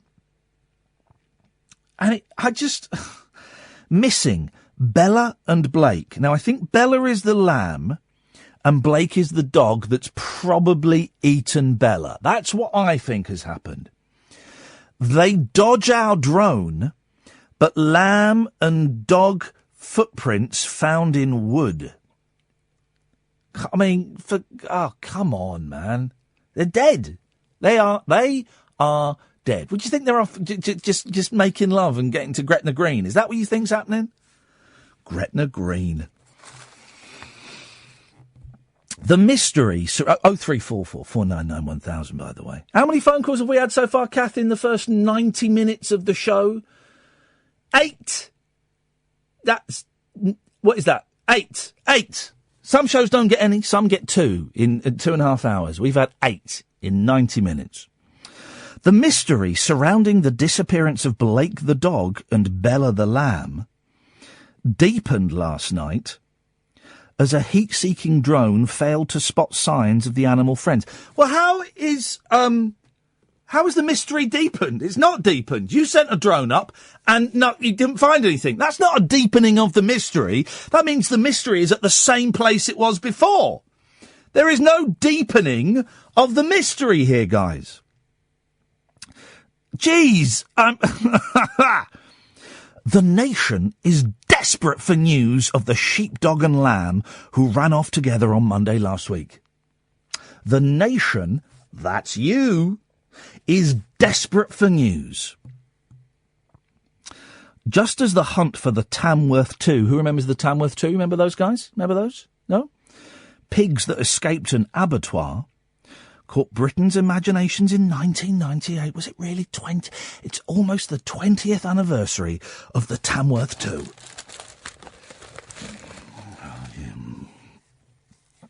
The hunt for the 1-year-old border collie cross and 5-week-old lamb has sparked a similar response.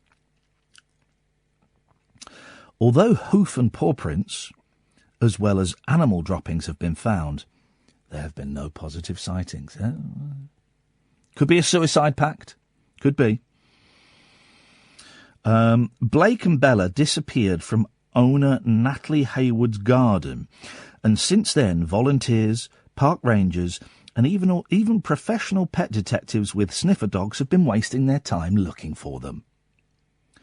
Posters have been plastered on trees near Miss Hayward's home in the village of Pearlthorpe, Nottinghamshire, and thousands have shared details of the missing pets via social media. Oh, Jesus, he gets everywhere! Even television presenter and habitual bridge walker Philip Schofield pledged a £1,000 reward to anyone who finds the pair following an appeal live on This Morning. Why were they on This Morning hoping that the dog and the lamb were shacked up in some B&B somewhere watching daytime TV? In a bid to entice them home, Miss Hayward and her partner mechanic Jordan Knight, 22. It's always the dad! It's always the dad or the stepdad! You mark my words. It always is, isn't it? You watch those press conferences. Although I'm sure it's not in this instance, he said, just to clear himself out of any legal minefield. I'm sure Mr. Knight is as upset and as anxious as all of us are. But it isn't. It's always... honestly, you see those press conferences... yeah, Jordan Knight, yeah, it's one of the new kids, yeah. The one I used to look like. You see those press conferences and we're all sat there thinking, oh, stepdad. Oh. To tempt them home, they held a barbecue and camped out with friends on Saturday evening, hoping Blake would be attracted to the smell of sausages. Nah, he's got fresh lamb. He has, he's got fresh lamb. He's not going to want some crappy old B-Jam Iceland sausages. Although I'm sure Iceland sausages are delicious. The couple, who have 2 young children, I wonder how old their kids are, maybe they did it, have also continued to lay out Bella's favourite food. Right, here we go. Cheerios. I think I know why this dog ran away with a delicious lamb. You can't feed a dog Cheerios. That's the breakfast cereal, isn't it, Cheerios? You can't feed a dog... You can't give a baby booze. You can't feed a dog Cheerios. Oh no, hang on. Bella's... Oh God, I'm so confused. Bella's the sheep. All right, so maybe you can give a sheep Cheerios. I don't know. I'll be honest. I don't know what sheep eat. I know what dogs eat. Sheep. Neither strategy has worked. On Saturday, the Daily Mail took a break from being massively racist and sent up a drone with thermal imaging cameras to scour the dense woodland of Sherwood Forest and the dense brains of Daily Mail readers. It was sent on 15 separate 10-minute flights. The drone does 15 flights at 10 minutes each. It's about an hour. Buzzing at 400 feet over several square miles. Although it failed to spot the pair, sniffer dogs picked up a fresh scent and more hoof and paw prints were discovered.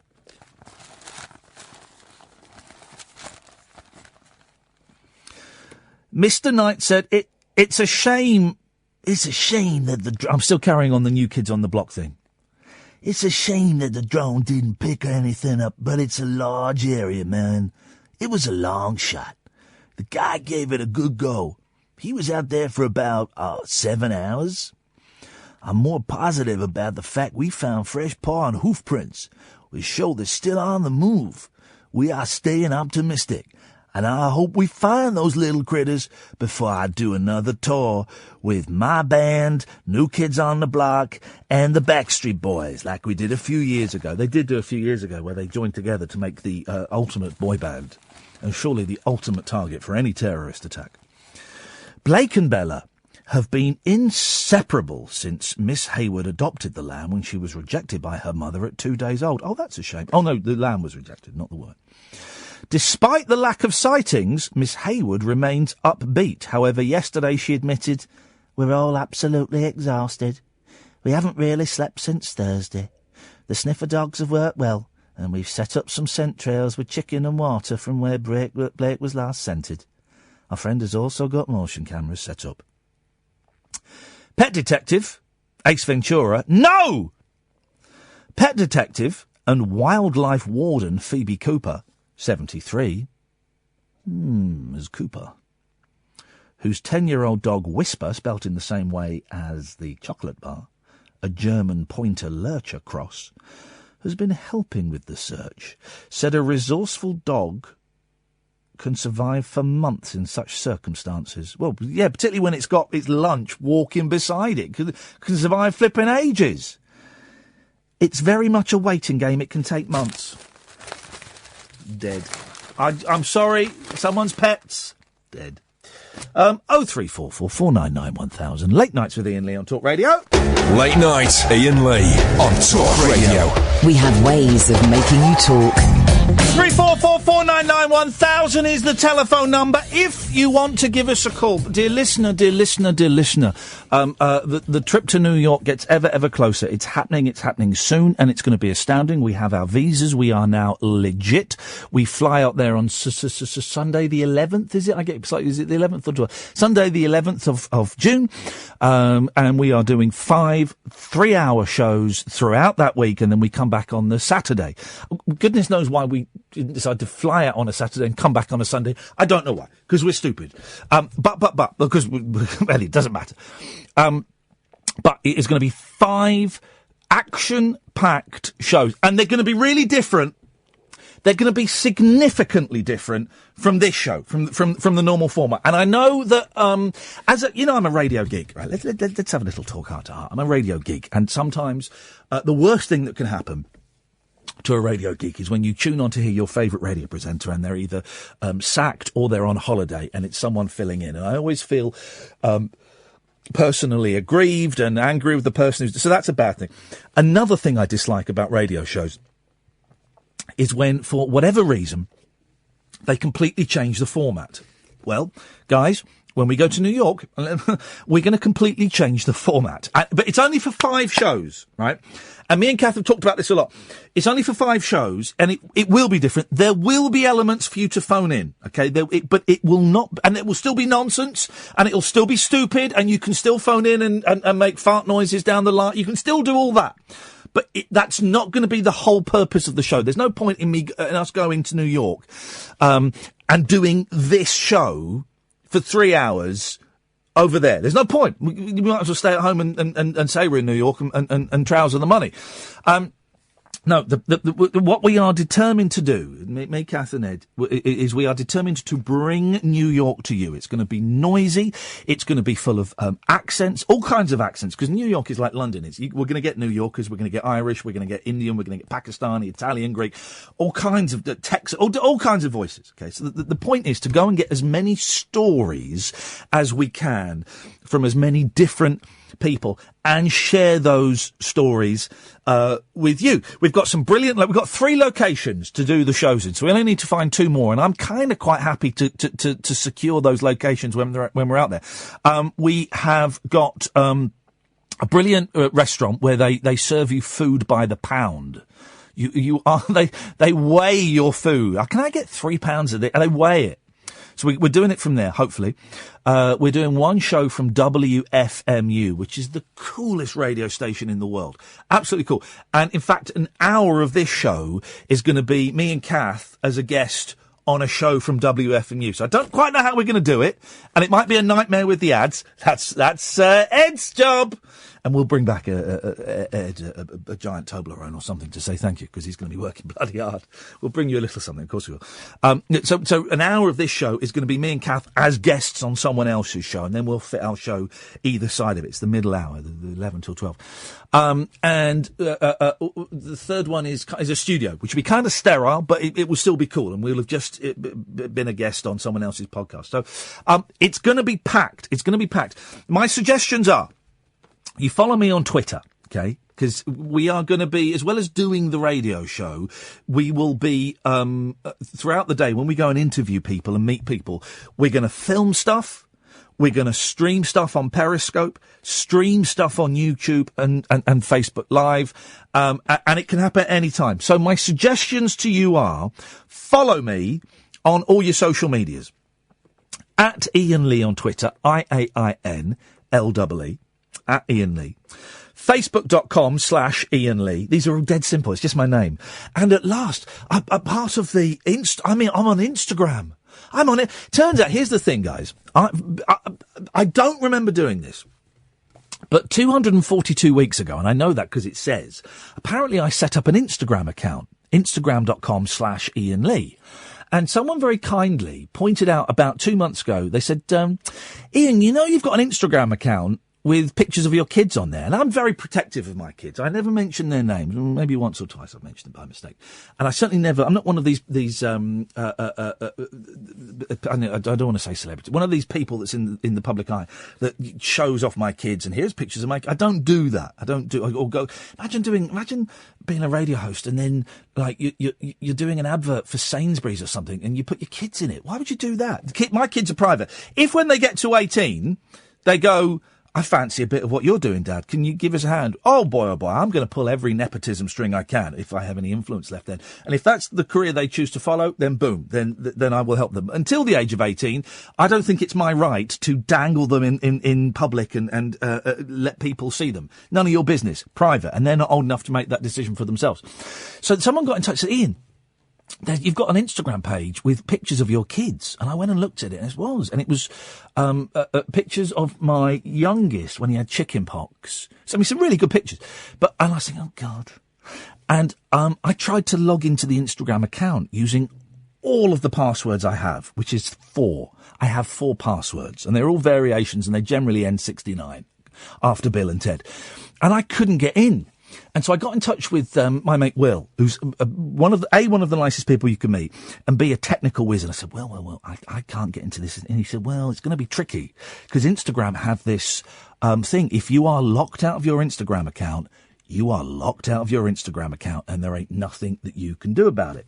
All right, well, okay, fair enough. Then, if I'm honest, I forgot about it until this weekend. And I was thinking of ways we can publicise this show.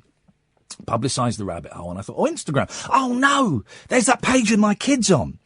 And I went, and it was still there, and I got in touch with Will, and Will said, I'll be honest, I've kind of tried everything. There's nothing more I can do. And I thought, balls. So I went on Twitter. I didn't want to make a thing about it, because I didn't want you all to find the pictures of my kids. Beautiful kids, but none of your business.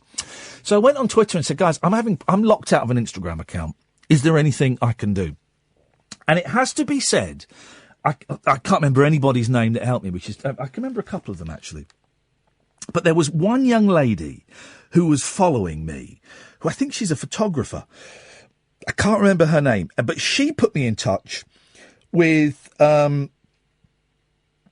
you know, I can't find her name. A lady called Kat Molesworth, and a lady called Sarah Tasker, and they're kind of like Instagram and social media experts. And she said, these people might be able to help you. And so I got in touch with these two women, and I said, this is what's going on. Is there anything you can do? And I wouldn't be so anxious, but it's my kids. And they gave me a couple of emails to try. And then someone suggested Ian, who works here, might have an email. So I got all these emails from all these different people that are Instagram, and I fired them all off this email. And one of them stuck.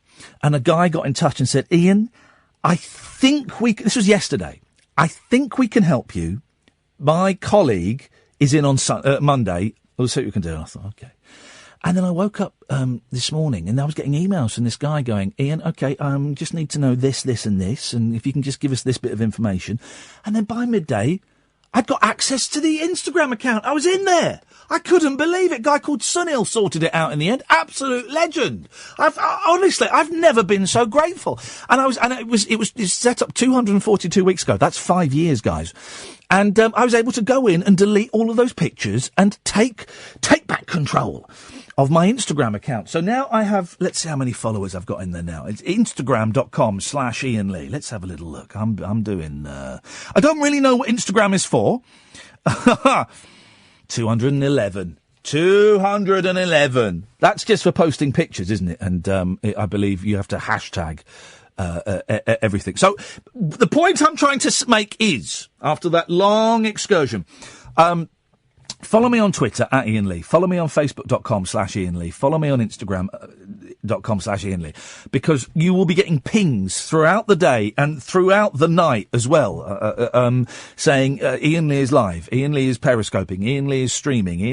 You will get all of these pings, and you are welcome, whether you're at work or at school or at home or whatever. You are welcome to come and join us on these different social media platforms, and to watch, to join in, to ask questions, to do all these kind of stuff. All the videos we get will eventually go on Rabbit Hole TV on YouTube. But what I'm saying is, as well as the 3-hour show between 10 and 1, Monday to Friday, we will be doing stuff throughout the whole day. If we are doing something visual, if we are talking to someone and they are cool with it, the odds are you'll be able to watch it. So what I'm saying is, up yours, Delors. Thank you very much indeed. Right, that's that. I got a little bit sidetracked. I don't know. Can someone explain to me what the point of Instagram is? I don't know. And I just thought, because we are, pushing this show. I do want to push this show. One of the things, listening to American podcasts, which I am now, because we're going to be interviewing some of these people, and I found some wonderful stuff. And so, I've done us a disservice, because I've had 3 people get in touch saying, sorry, and I've not been listening to you for the last couple of weeks because I've been really listening to Beautiful Anonymous. 3 people have stopped listening to the show because I recommended a podcast. Unbelievable. But here's the thing, right, that the Americans do so well and we do so badly. They sell.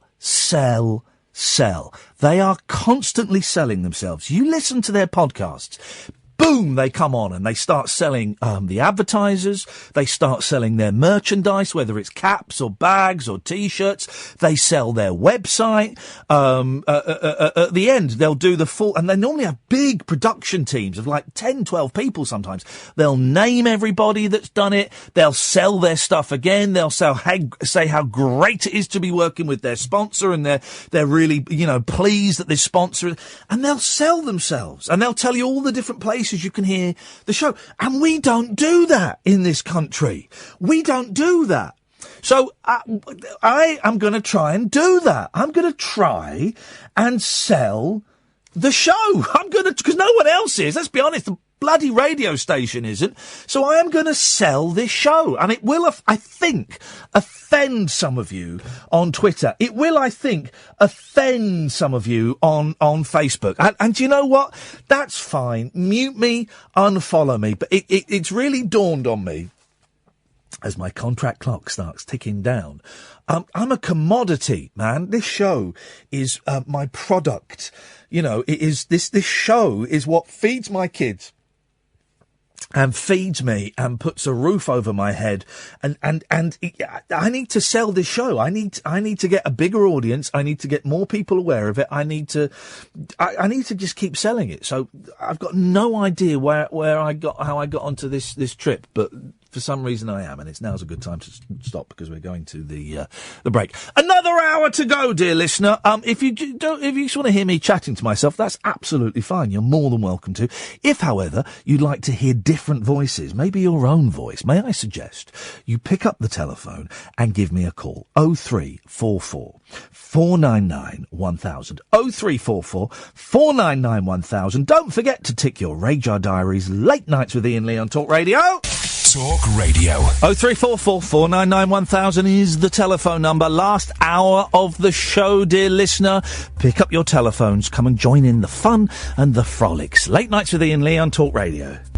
Across the UK, online and on DAB. The wild man of late night radio is back. Differently interesting nocturnal emissions from a legend of late night radio. Iain Lee, on air and off the leash. On Talk Radio. We have ways of making you talk. Yes, sir! Yes, sir, yes, sir. 0344 499 1000 is the telephone number. If you want to give me a call, you're more than welcome to. Katherine, why don't you come in and join me? The phones have gone a little quiet. I just need to plug in my doodahs. Where's my doodahs? Hang on a minute. I'm going to plug my doodahs back in. Here we go. Here we go. Oh, dear. What have I done? Yes. 0344 499 1000 is the telephone number if you want to give us a call. You're more than welcome to. I need you to get me out. So I've had to unplug some bits and pieces. And I'll tell you what you can do. I haven't got the thing. You'll have to make that camera. You fiddle around with the tripod. Don't force it. What? Put it on you. Why the hell not? That's it. You know, that just does the thing. You need to pick it up and turn it round. I know. It's all go, isn't it? It's all go. But careful, because that tripod is broken, and if that thing falls out, it will fall. That's it. Then you need to point it at you, because you're going to be lower than that. I am. Yeah, there we go. I tell you what, they've stopped calling in, so screw those guys. Screw those guys. They don't want to call in. They don't have to call in. Oh, flipping it. You talk in there. I don't know. How can you not know when a camera... You need to talk in the microphone. How can you not know when a camera is on you? I'm not a television person. I'm a radio person. I bet that is... I wasn't made Move out of the way, Matthew. Thank you. There we go. Right. Right. This is loud, isn't it? Is this Ash's? Is this how loud he has it? Well, because he's got that thick hair. Gosh. And that thick head. How's he so sleepy yet his earphones are so loud? Drugs. Don't do drugs, kids. Don't do drugs, kids. It's not what you want. If you want to give us a call, 0344 499 1000 is the telephone number. Here's how to spot a sex predator. Oh. This is very, very useful. Might be a bit late for me. Well, men who use crude language on dating apps are more likely to be sex predators, say experts or sexperts. Or common sense people. The chances of their dates being sexually assaulted are 3 times as high. Blimey. A survey of more than 750 users of Tinder and Bumble. What? I've never heard of Bumble. The hell is Bumble? Have a fumble, have a bumble. Found 11% of women had received sexual messages.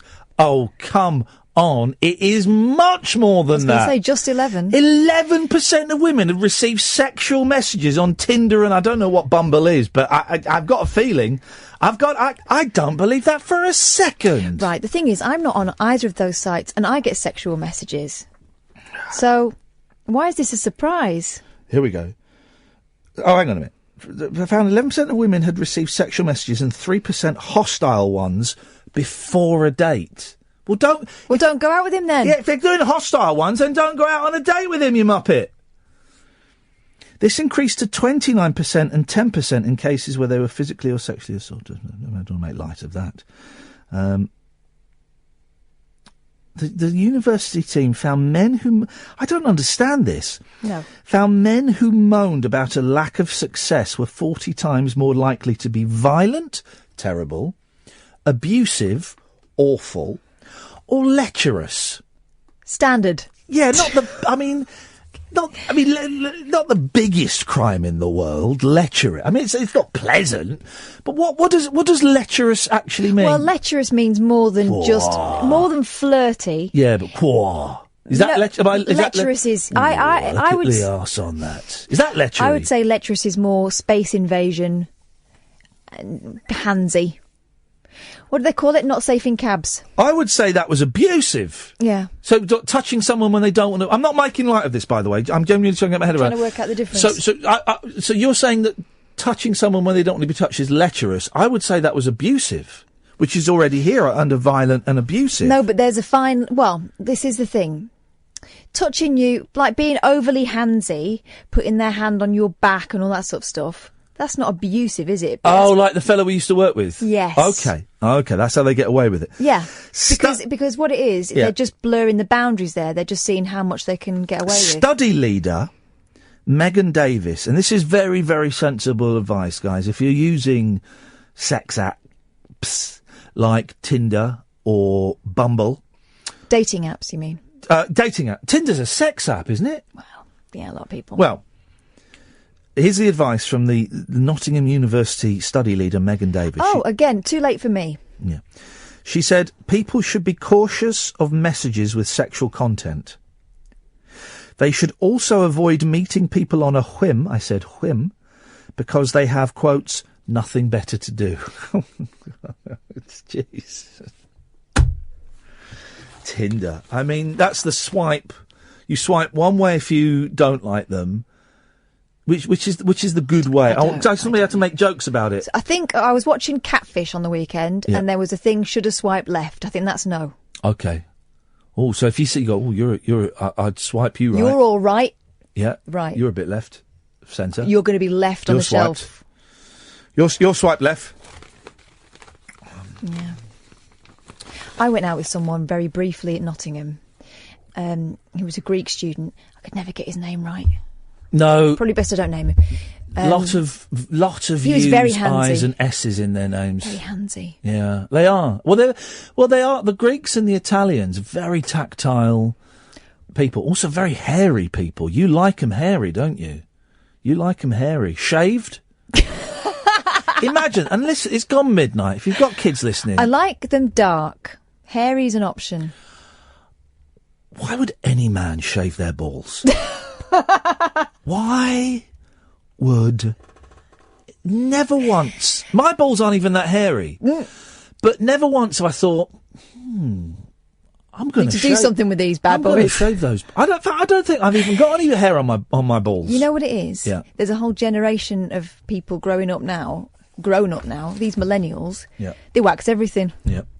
Wax on, wax off, isn't it? But they've been exposed to different kind of pornography than we were. My kids have been talking to their friends, and God, I don't like this. Where this is led from? No, I don't like it. So they learn different words for different things, and so my youngest now is. Just turn this on, please, Ed. My youngest now is we don't call them plums anymore. We call them peanuts. And then we had a big conversation about. That's a bit confusing. Yeah, and he thought peanuts was Willy, and I said no, the peanuts is just your plums. Your Willy is your Willy. And then I remembered a song. Oh. That my mum used to love. And so he's having a bath, and I said, I've got a song for you, son. Yeah, have some of this. You know this song? That's a great record. Peanuts. Peanuts. So bearing in mind... My girls would find that hilarious. To a 5-year-old, this song is basically... Ooh, ooh, ooh, ooh, ooh, ooh, ooh, testicles. It goes on.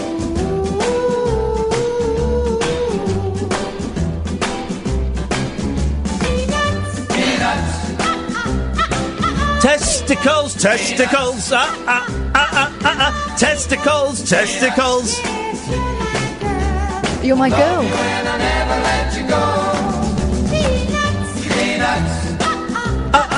Oh, testicles, balls, balls, big balls. Peanuts. Yes, you're my girl. Love you and I'll never let you go. We had to stop the song when he got out of the bath and said, Daddy, I've got a good dance for that. Oh, no. And it's just basically him shaking his peanuts. My daughters learnt the word penis around the time we went to see that cartoon with Charlie Brown and Snoopy in it. Terrible. The Peanuts movie, hilarious to them. I mean, they're the only ones who laughed at it. That was boring, that film, wasn't it? Who's this person? Someone keeps emailing. Clive, we can't get through to you. This person keeps emailing from different accounts. Oh, I've seen. Now they're doing pretending to be a woman. I stumbled on this show and never heard such chatting about nothing at all. I don't get it. I'm switching back to decent presenters. Shave your balls. It's bollocks radio. Now, wow. Fair play. I have often said, I've often said this. I would have so much more respect for politicians if they stood up in the Houses of Parliament and went, Theresa May, you are talking effing balls. Or if she got up and she went, Corbyn, you're a knob. And did that. And she did that. I would have so much more respect for them if they took... One of them did it at the weekend. Oh, really? Did you see? Yeah, it was, it was the Labour Defence... So Shadow Defence was on, I think, Andrew Marr, one of those shows with the Conservative Defence. Uh-huh. And he called her out on something. And she went, you are talking absolute bollocks on the thing. And I just thought, the Tory said it. No, the Labour said it to the Tory. And but whatever part, instantly, my respect for that person went, because they're speaking like how real people speak. And I've said this so many times. If they came out, switch this off, if they came out and spoke like that and said, you're talking S, you absolute dipsh. I would have whatever party that, even if it was UKIP, and you would expect it of UKIP, you would expect Paul Nuttall to come out and go, well, Theresa May is a right old, you know, and I would respect him for it. Or if the Greens came out and said, you know what, all the other parties, tossers. Beautiful! The Lib Dems would never do it. The Lib Dems would never. They'd be too polite, and because he's a Christian, so they go, well, I think Theresa May's a right old windbag. Oh, I've known some Christians in my time, and they've got filthy mouths. Well, they got me the sack, but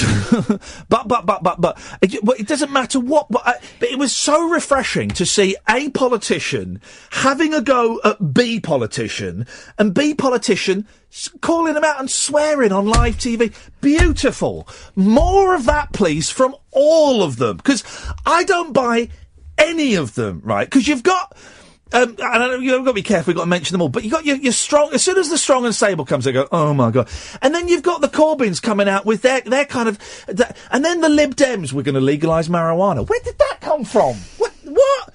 And the Greens are going, well, we want a progressive alliance, and UKIP are going nuts. UKIP are going...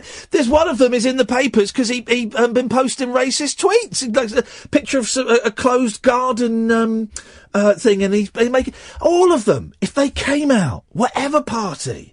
F you, up yours. You're beautiful. I'm voting for them, and I'll vote for their... that's what we want more of. And none of them do it. None of them do it. I think we just got around the rules there. I think we just managed to skirt around I was just doing the tossing up in my head. I've totted it all up. Of course, a full list of men and women and animals can be found if you just go on Google or something. I think we cover them all. Do we cover them all, Ed? I think we got away with all that, just about. But I want more swearing from my politicians and my potential politicians, please. 0344 499 1000. Late nights with Iain Lee on Talk Radio. Late night Iain Lee. Unfiltered night talk with the original king of unconventional conversation on Talk Radio. We have ways of making you talk. Peanuts! 0344 499 1000. Yes, Clive! Peanuts! Yeah. Peanuts! Yeah. How you doing, Ian? Doing very well, Clive. Oh, good. It's nice to talk to you on the radio finally. I'm a long-time listener and a first-time caller. How long you been listening for? About 47 minutes. Wow, you really are a long-time listener. You must be one of my biggest fans. I am. I call you Iain Lee. That's my name. I know. That's why you call it. And I call Kathy my Kathy. That's a bit. It's not stalky. I've not been anywhere near her. No, if you did, no. Let's not even go there.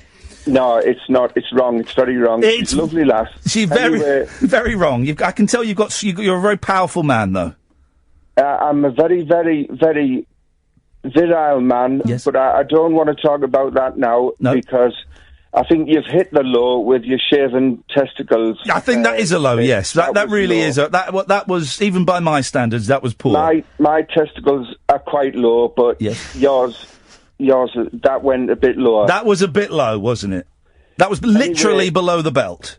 It was literally below the belt. Or sometimes I like to tuck them above the belt. Wait! That's only when I go swimming. Thank you very much indeed. I'd like to just talk about Keith and his slow nephew, Harry. Well, very fast. He's not a daft kid. No. He's just a slow runner. Well, have you seen the video, Fast Running? Yeah, and I've used top forensic apps available free on the web. Okay. And I can prove without doubt that film is speeded up. Okay, what makes you say that? Well, if you notice, the policeman's hat wobbles quite fast in frames, between frames 37 and 87. Yes. And it's unnatural. Yes. And a Bobby's helmet wouldn't flutter that fast. Right. Naturally. Hang on. So what you're saying, the movie is speeded up? Yes, to show Harry moving quicker than he would naturally. Like I say, a Bobby's helmet would not move that fast. Wowzers. I've seen plenty. Yes. Seen plenty of videos of Bobby's helmets. With Bobby's helmets moving, and I can tell you now. And I've seen him slowed down, and I've seen him speeded up. Yes. I can tell you now that particular Bobby's helmet is not naturally. It's not a natural movement. Can I ask you a question, Clive? Yes. Thank you, mate. Why are you so intent on destroying a young man's dream? Seems a bit cruel. It's not cruel. I'm just interested in the truth, Ian. The truth should be out. My son goes to his school, and well, you might huff and you might harumph. We didn't harumph, but we huffed. Yeah, there was a definite huff. There was a huff. Yes, we stopped at harumphing. That would have been inappropriate. Yeah, well, I'm glad you did because the call would have been ended my end. That's all I'm saying. Okay. But anyway, I'll get back to the point because I'm getting slightly agitated now. I can tell that by the fact your voice is increasing ever so slightly in pitch. Yeah, well, this is the top end of my emotional range, so I'm just telling you now. Okay. Do you want? Would you rather speak to my Kathy? Maybe that would help. Your Kathy. No, I'd rather speak to you, Ian. I don't want to upset Kathy. She's a lovely lass. She's a very professional lady. Well, okay. Anyway, yes, Clive. My son went in for bat and ball. He was refused. Yeah. My son went in for fast running. He was refused. Yeah. And now he's stuck playing Kaplunk or other games. The donkey one, Buckaroo. Well, I'm trying to talk to you nicely. If you're going to insult me... No, that's the name of the game, Clive. Buckaroo, I think, is what you're trying to... Now, we heard from Keith, wasn't it, that Harry regularly comes in sort of 17th or 19th out of a class of, I think, 20. Yeah. Where does your boy come in? He comes in around about 14. Okay. There's only really one way we could settle this, Clive, and you know what I'm going to ask you for, don't you? A video. Yeah, so that we can compare the two. So you're asking for videos of young boys running? I guess I am. Yeah. I don't... Right, well, I can do that, but the only problem I've got, Ian... Yes. Is my son's he's a bit of a fat lad. Yeah. I can't put any finer point on it, to be honest with you. No. He is quite grossly obese, but I can use cellophane or some other cling film wrap to reduce the wobble. Yeah. Because obviously there's chafing involved, and also it could put off viewers. Okay.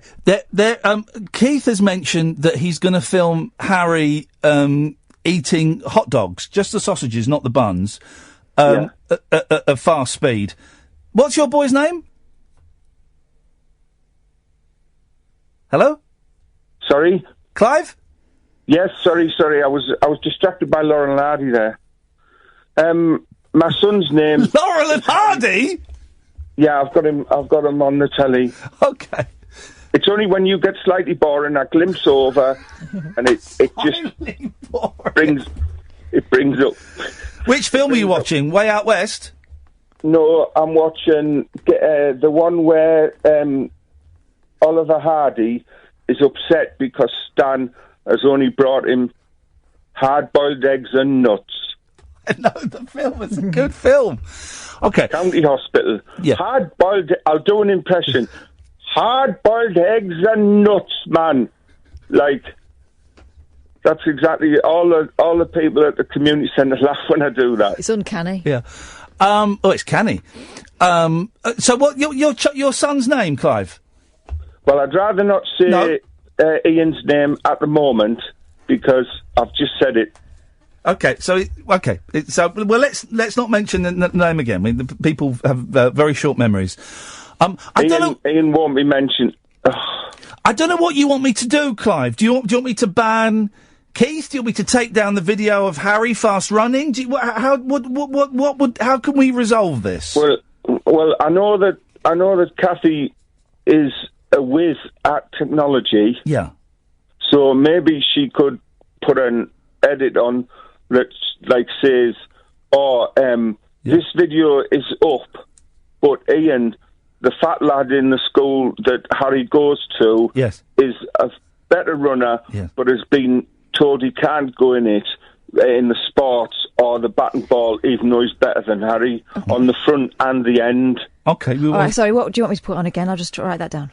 We can do this. Go on, so just give us it again. Do you want me to say it again? Yeah, say it again and we'll put it on the video tomorrow. I'll type it up now. Right.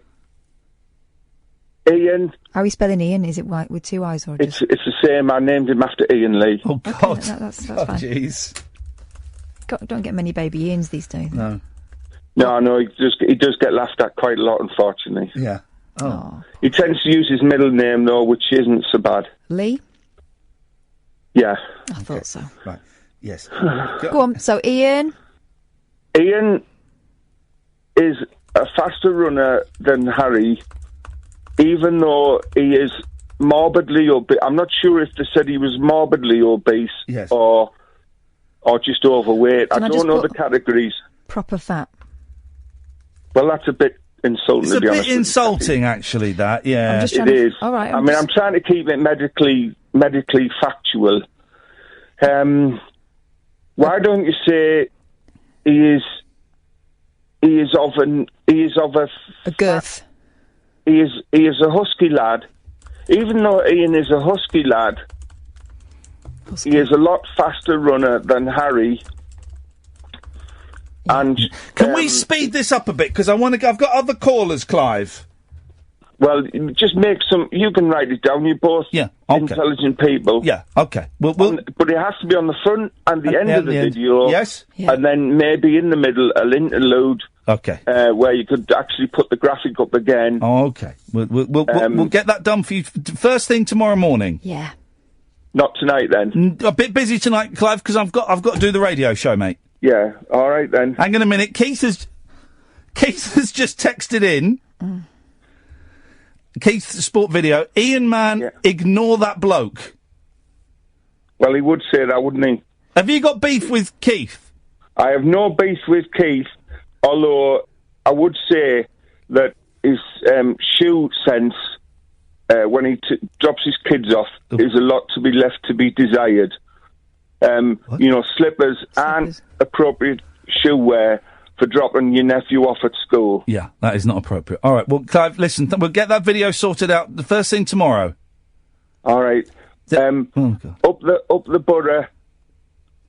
Is that a euphemism? Have you just said something rude? No, it means up the Middlesbrough Football Club. No, let's not do that. All right, then, down the borough. Thank you very much indeed. 03444991000 is the telephone number. Late Nights with Iain Lee on Talk Radio. Late Night Iain Lee on Talk Radio. We have ways of making you talk. 03444991000. Yes, Hannah? Bit worried about that Bobby with the dodgy helmet. Yeah, well, these things happen. Yeah, well, before that, you were talking about balls. Oh, God. I was hoping you could get puppetry of the penis on and... no. Why not? You could show Kathy a hamburger. Thank you very much indeed. I did learn how to make a hamburger from the puppetry of the penis guys. Oh. Yeah, I did. They taught me how to do it. 03444991000 is the telephone number if you want to give us a call. You'll be more than welcome to. Just try and keep the beef... Let's just try and keep the beef away from each other. There's no... To make the hamburger, using the peanuts? Yeah, everything gets used. Gosh. Everything gets used. Yowzers. At 101, D-Day hero is world's oldest skydiver. I do not, for the life of me, understand why anybody would toss themselves out of a plane. I don't see where the fun is. Where's the fun in doing this? And he's 101. He took part in the D-Day landings, survived being wounded in action, and was honoured for his heroism. So, jumping out of a plane at 15,000 feet held no fear for Verdon Hayes yesterday. Great name. Verdon Hayes. Even at the age of 101. The great-grandfather from Devon became the oldest skydiver in the world as he completed a tandem parachute jump attached to an instructor. I do not understand why anybody would want to jump out of an aeroplane. Where's the fun? I remember when bungee jumping was all the rage in sort of the 80s and the 90s. Everyone was bungee jumping. But bungee jumping, what the hell is... Why would you want to do that? I don't fancy either of those things. I can't... It has never once have I even thought, oh, yeah, that would be fun. Never once occurred to me that they would be a fun thing to do. I've spent a significant part of my adult life avoiding falling out of things. Yeah. So why would I want to do it on purpose? No. Strapped to someone else? I can think of some people I'd like to push out of aeroplanes, sans parachute, but the thought of doing it, no. And you always hear stories as well, don't you, of jealous husbands and bitter wives. Cutting the holes in it. It happens. It happens every day. No, thank you very much indeed. Afterwards, the former Royal Signals Lance Corporal shouted, "Hooray!" He added that he was feeling absolutely over the moon. Mr. Hayes made his first jump last year to break the British record. Yesterday's skydive beat by 35 days the world record set in 2013 by a Canadian aged 101 and 3 days. The widower took to the skies with 10 members of his family at the airfield near Honiton, Devon, in aid of the Royal British Legion. He's already raised £1,600. Well, that's not a lot. That's not a lot of money. 1,600 for jumping out of an aeroplane twice. That's no... He's been mugged off. Those who joined him in jumping included his great-grandson Stanley, 16, great-granddaughter Ellie, 21, grandson Roger, 50... Imagine having a 50-year-old grandson. And son Brian, 74. Imagine having a 74-year-old son. Mr. Hayes, named Verdon after the 1916 battle by his father, who fought... Verdun. What? Verdun. Was awarded the Legion d'Honneur for his actions following D-Day. He sustained shrapnel injuries to his ribs and hands in an explosion that killed his best friend. How I came home from World War II, I do not know, Mr. Hayes said. I lost any amount of friends in no time at all, really. Well, can someone tell me, where the hell is the joy in that? Where's the pleasure? Where's the fun of seeing... One of the reasons, one of the many reasons I always turned down I'm a Celebrity was because I don't know if they still do it, you had to jump out of the aeroplane at the start. Do they all do it, though? Because I know some do in the opening... Maybe they don't. I'm very tired all of a sudden. Maybe they don't all do it. Colin Williamson's enjoying the programme. Thank you, Colin. That's nice. Keith is getting very angry on the texts. Oh dear. Legally, Keith, if we kind of have to do what has been suggested there and add those bits. So I'll see if I can work out. But Keith, you've got right of reply if you want to come on. Well, I don't. But I mean, it is turning a bit Jeremy Kyle. Isn't it? It's a lot of accents for one show. I just think there's so many accents these days that it just gets very confusing. And I do wonder if Keith and this other guy, maybe they should just sort it out mano a mano. They should get the two lads to have a race. And the winner is the winner, and the other one, becomes, I don't know, their slave or something. No, I don't think you can do that anymore. I think that's frowned upon. Maybe the grown-ups could run. Or wheelbarrow. That's all right, isn't it? Yeah, wheelbarrow. Yeah, wheelbarrow. I'm biting my tongue because I've got this. I've got a stalker. I've got a stalker online threatening all kinds of legal action now. It's weird, isn't it? You're a silly man. It's weird. He thinks I've been talking about him. Not talking about him. Talking about someone else. Talking about someone else on Twitter. There you go, guys. You crossed the line now. You're saying that about me. I think people who talk like that should be very careful about what they say on air. Yeah, exactly. Exactly. Particularly with the company they keep as well. So there's a Baywatch movie, and I don't know why. Right, I do, because Baywatch. I heard Zac Efron talking about it on the radio as I drove in. Right, yeah. Zac Efron, who was in one of your favourite films, High School Musical. His career never really took off, did it, in the way it was meant to? Because he was teenage heartthrob, and then he was going to try and become like a serious actor, and it never really worked. Trying to do a Leonardo. Yeah, it didn't work. It didn't work. He may come back in 10 years no, when he's a bit done. more rugged. But so he's going on this Baywatch thing. Yeah. Do you know Baywatch apparently is still the biggest grossing TV series ever? Yeah. That's what they're trying to get a piece of. But it's got Vin Diesel in it, or is it The Rock? I never know which is. I don't know who that man is. Show me. Dwayne Johnson, he's the Rock, isn't he? Yeah. Yeah. So he's David Hasselhoff. What? David Hasselhoff isn't in it. So who's being David Hasselhoff? The Rock, I think. The Rock. And Pamela Anderson's got like a tiny thing in it. Bikini, unusual for swimming her. Costume. Well, she's not really in it. Right. But is in it for a second. Pamela Anderson proved it's nigh impossible to step into her famous red bikini. The stunning Canadian, 49, dazzled fans in... She's older than 49, isn't she? She's been around forever. In a low-cut dress, as past and present Baywatch cast members swap their tight swimwear for smart suits and frocks. David Hasselhoff and fiancée Hayley Roberts joined Dwayne Johnson Leff for the world premiere of the movie in Miami. In the end, it took a gust of wind to take the spotlight off Pammy when Isabelle Goulart's skirt blew up to reveal her bare bottom. Why? I mean, because Baywatch doesn't mean anything to people anymore, does it? To the dads, it does. Well, but who's... It was kind of porn for cowards, wasn't it? Yeah. Yeah, it was... only ask Chris Evans, but... Imagine going, hey, there's a Baywatch movie on.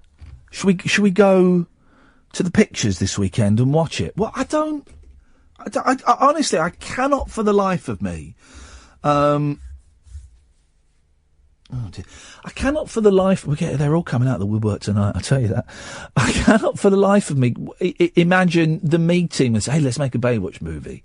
Okay, yeah, fine, all right. And then it got made. People went and paid for it, and it got made. Maybe it's a sign that they really have run out of ideas. 0344.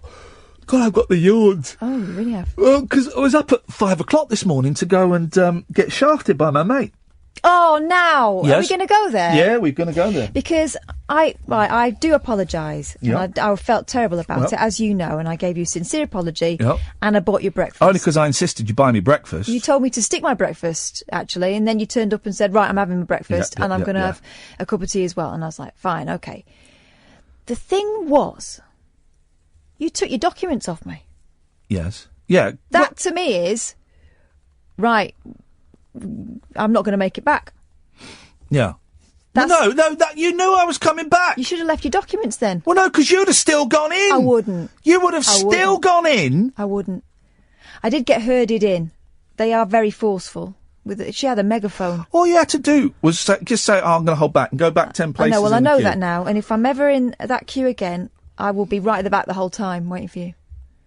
0344 499 1000. When have you been shafted by a friend? Late nights with Iain Lee on Talk Radio. Across the UK, online and on DAB. Late night, Iain Lee on Talk Radio. We have ways of making you talk. Yes, Cleo. Hello, dude. You all right? Yeah, I'm all right, thank you, mate. What you got for us? Marvellous. I think you should cut Cap a little bit of slack. Sorry? I think you should cut Cap a little bit of slack. Yes, go on.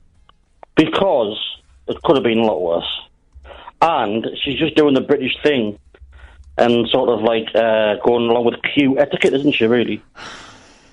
I feel terrible about it, and I'm not joking. I'm not doing a thing. I do feel terrible about it, and I wish I could change things, but I can't. I can hear it.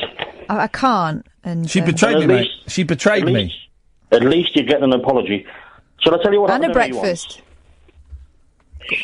And this is quite bad. Go on, Cleo. This is quite bad. Go on. I was in a band, the Yonks. We'd been going 5 years, and I used to write all the songs. And we finally got to a stage where a little local label went, do something with us, we'll release it, and da-da-da-da-da. So we had a single. We had a single to release. Yeah. CD, I wrote. Yeah. And we'd worked hard to get to this position. I've seen the video of your band. Have you? And I caught pharyngitis. You caught what? Pharyngitis. It's a bit like laryngitis. Where's your pharynx? But a bit more made up. The pharynx. It's around the back of the throat. Pharynx? Mate, that's that cat in Egypt. Yeah. Thanks, guys. Well, this is about an hour before. Yeah. An hour. Sorry, a week before.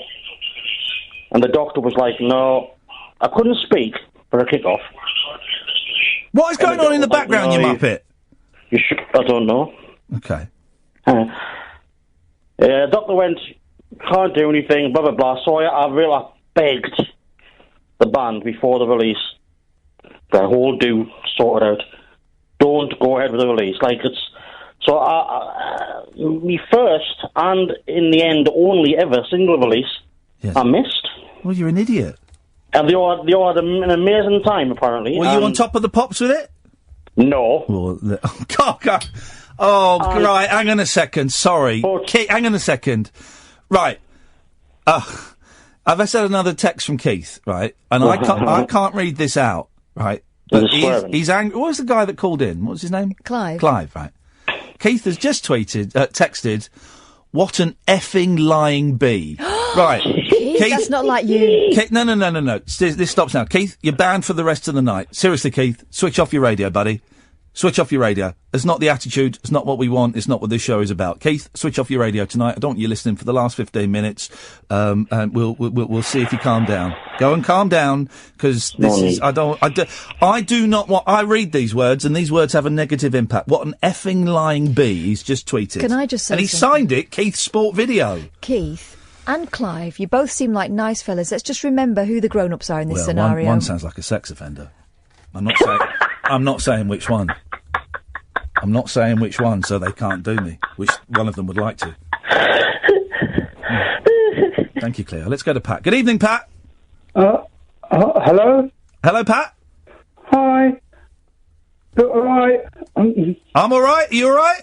Well, yeah, no, I've never rung you up before. Okie doke. Well, you've rung up now. What's going on tonight? You've rung up now and you're live on the radio. I'm basically Ian. Yes, is that Pat? Hi. My nan died, and I'm sorry to hear that, Pat. No, not recently. A while ago, and I wanted to do like a tribute to her. What? What do you mean a tribute? Well, basically, when she died about 2 months ago. We're all around her house, and whilst the Alan Titmarsh show was on, yes. And she died, and she left me 450 quid to buy a Yamaha. A motorbike? No, a keyboard. Okay. I'm sorry, I'm really nervous. That's okay. No, don't be nervous. This is a lovely thing. So a Yamaha keyboard. Yeah, and her favourite TV show was Bergerac. Yeah, great programme. John Nettles, delicious. I know she once met him at the Harlequin Theatre in Red Hill and tried to kiss him. And what did he do? Call the police? Well, he didn't hang about. No. Okay. And I was wondering because I've been learning. I've been learning how to play, and I was wondering if you'd like to listen. Sure. Tonight? Yeah, I would. Yeah, it's theme tune to Bergerac. And it's what was Nana's name? Shirley. Okay, so this is Pat. Pat, can I ask you a question? Yeah. Are you a man or a woman? I'm a man. Okay, it's not. I can't always tell. I can text you a picture of my ding-a-ling. That won't be necessary. So this is Pat, a man, short for Patrick. Playing on his Yamaha keyboard, not motorbike, as a tribute to his dead nana, Shirley. Pat, away you go. Can you give me a mo? Yep. Okay, one sec. I just need, because there's nothing hang on, one sec. Okay. I won't be able to hear you, so I hope you enjoy it. Well. We do too. Huh? Hello? Yes, we're just waiting for you, Pat. Okay, one sec. Cheers, Ian. I really appreciate this. Mate, bye. Hang on.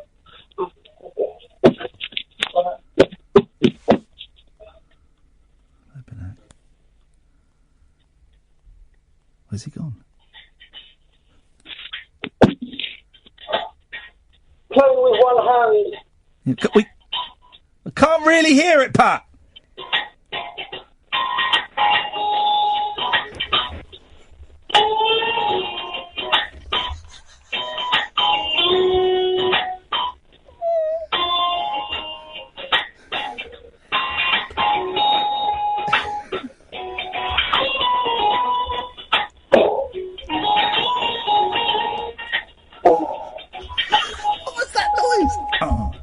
Making sex noises. He's good.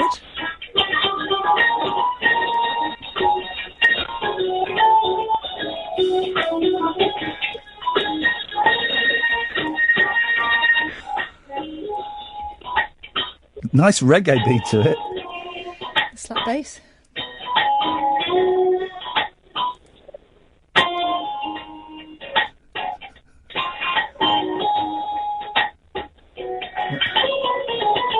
Oh.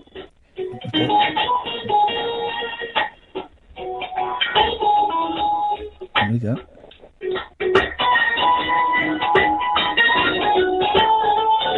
There we go. Hopefully getting to the end soon.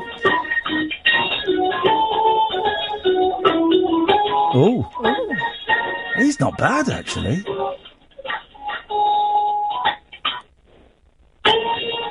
It is going on. I think I'm gonna cut him off. Well, he's grieving. Let him. Don't say he's going on. But you just think it's getting to an end, and he just goes round. I don't think he knows how to play the ending. If this bit isn't the ending, I'm cutting him off, right? Okay. Because I don't think he knows how to do an ending. With him. It's only been 2 months.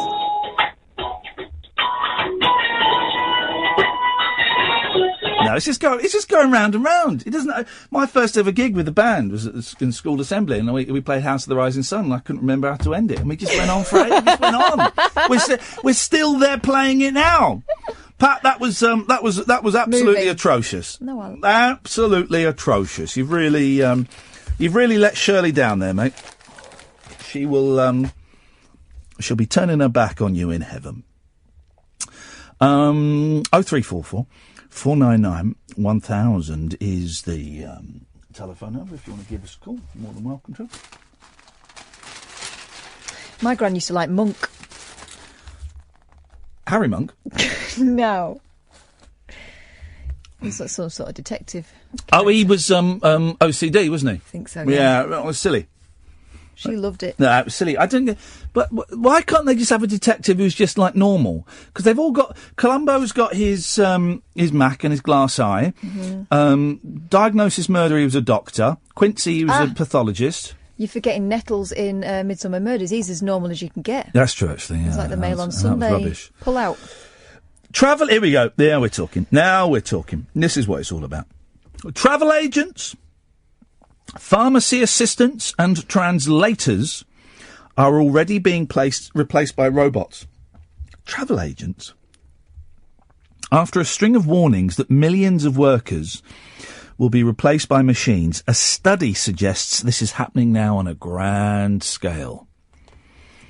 It claims that 2/3 of the fastest declining jobs in Britain are being hit because of increased automation and advances in technology. The translator bit is balls, right? Shut up, man. Google fish. Exactly. Google Translate. But I can read what it translates, and it's nonsense. It's close enough. No, it's close enough. You're dealing with the ambassador.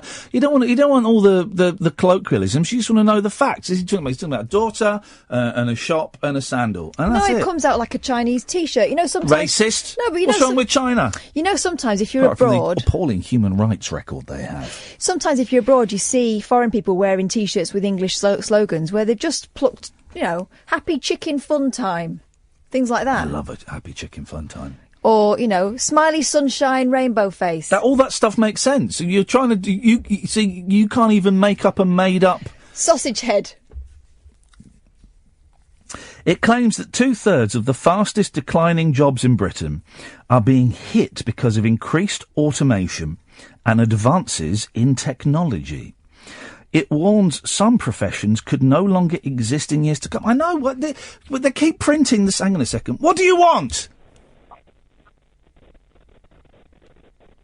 Hello? Hello, Ian. Yes. How are you, sir? What do you want? Everything.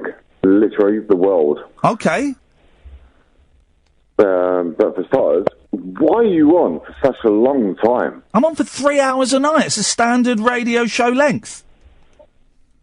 3 hours? Are you sure? Yes, mate. I've been asleep and you're still on. Well, you've only been asleep for a short time. You've been phoning up for most of the show. Well, yes. Well, someone's got to do your show for you. No, I'm doing my show for me, thank you very much indeed, but good night. Go back to bed. Flippin' heck. Yes, Joel. Hello. Hello. I'm just interested, you mentioned Colombo there. Yes. And you said that, Colombo's quirk was that obviously he did wear the Mac, but you said he had a glass eye. Now, I always get confused. Did Colombo have the glass eye, or was it Peter Falk who had the glass eye? Well, Colombo did.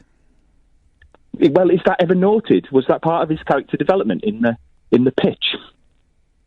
That's a bloody good question. All right, well, who had the wife that we never saw? Was it Colombo or was it Peter Falk? Oh, well, that was definitely Colombo. Hang on. What does Peter Falk's wife look like? I don't know. I'm sure we could Google the woman. Well, why would you do that? That seems disrespectful. Well, I'm interested to see what she looks like now. In fact, if you put in Peter Falk into Google, the first thing that comes up is Peter Falk eye. Now, are you saying eye as in yes? No, I know I'm Northern, but no, okay. EYE. Do you know who originally was going to play Peter Falk? Was going to play Colombo or Peter Falk? No, who was going to play Peter Falk? No idea. Bing Crosby. Oh, blimey. And that is true, but he didn't get the part because he didn't have a glass eye. Thank you very much indeed. Yes, line 1, you're on the wireless. Hopefully, yeah. Idiots. Yes? Hello? Yes? Yes? Hello. What do you want? I love you. Excellent, that's great news, man. Thank you. It warns that some professions could no longer exist in years to come, but it suggests nail technicians, security guards and chefs are thriving and are largely immune from the rise of the machines. So here are the jobs that are in decline. Pharmacy assistant, travel agent. Well, I'm always amazed when you see travel agents on the high street. Yeah. What the hell? With the little cards in the windows, because everyone goes online now, don't they? Why would they do that? Flip it. Oh, look, we're at the end of the show. Sorry, I was about to get stuck in there. Other jobs. design engineers, translators, and IT support. IT support. Yeah, right. Dear listener, that is it. That is your lot for tonight. We are back tonight at 10 o'clock with the excellent magician Pete Heat. You'll be able to watch us on youtube.com/rabbit hole. Don't forget to download the podcasts. Tonight's podcast will be available. Tonight's podcast will be available tomorrow at about 7, 8, something like that. Ed and Catherine, thank you very much indeed. Dear listener, thank you. Until then, from all of us, ta-ta. Across the UK, online and on DAB.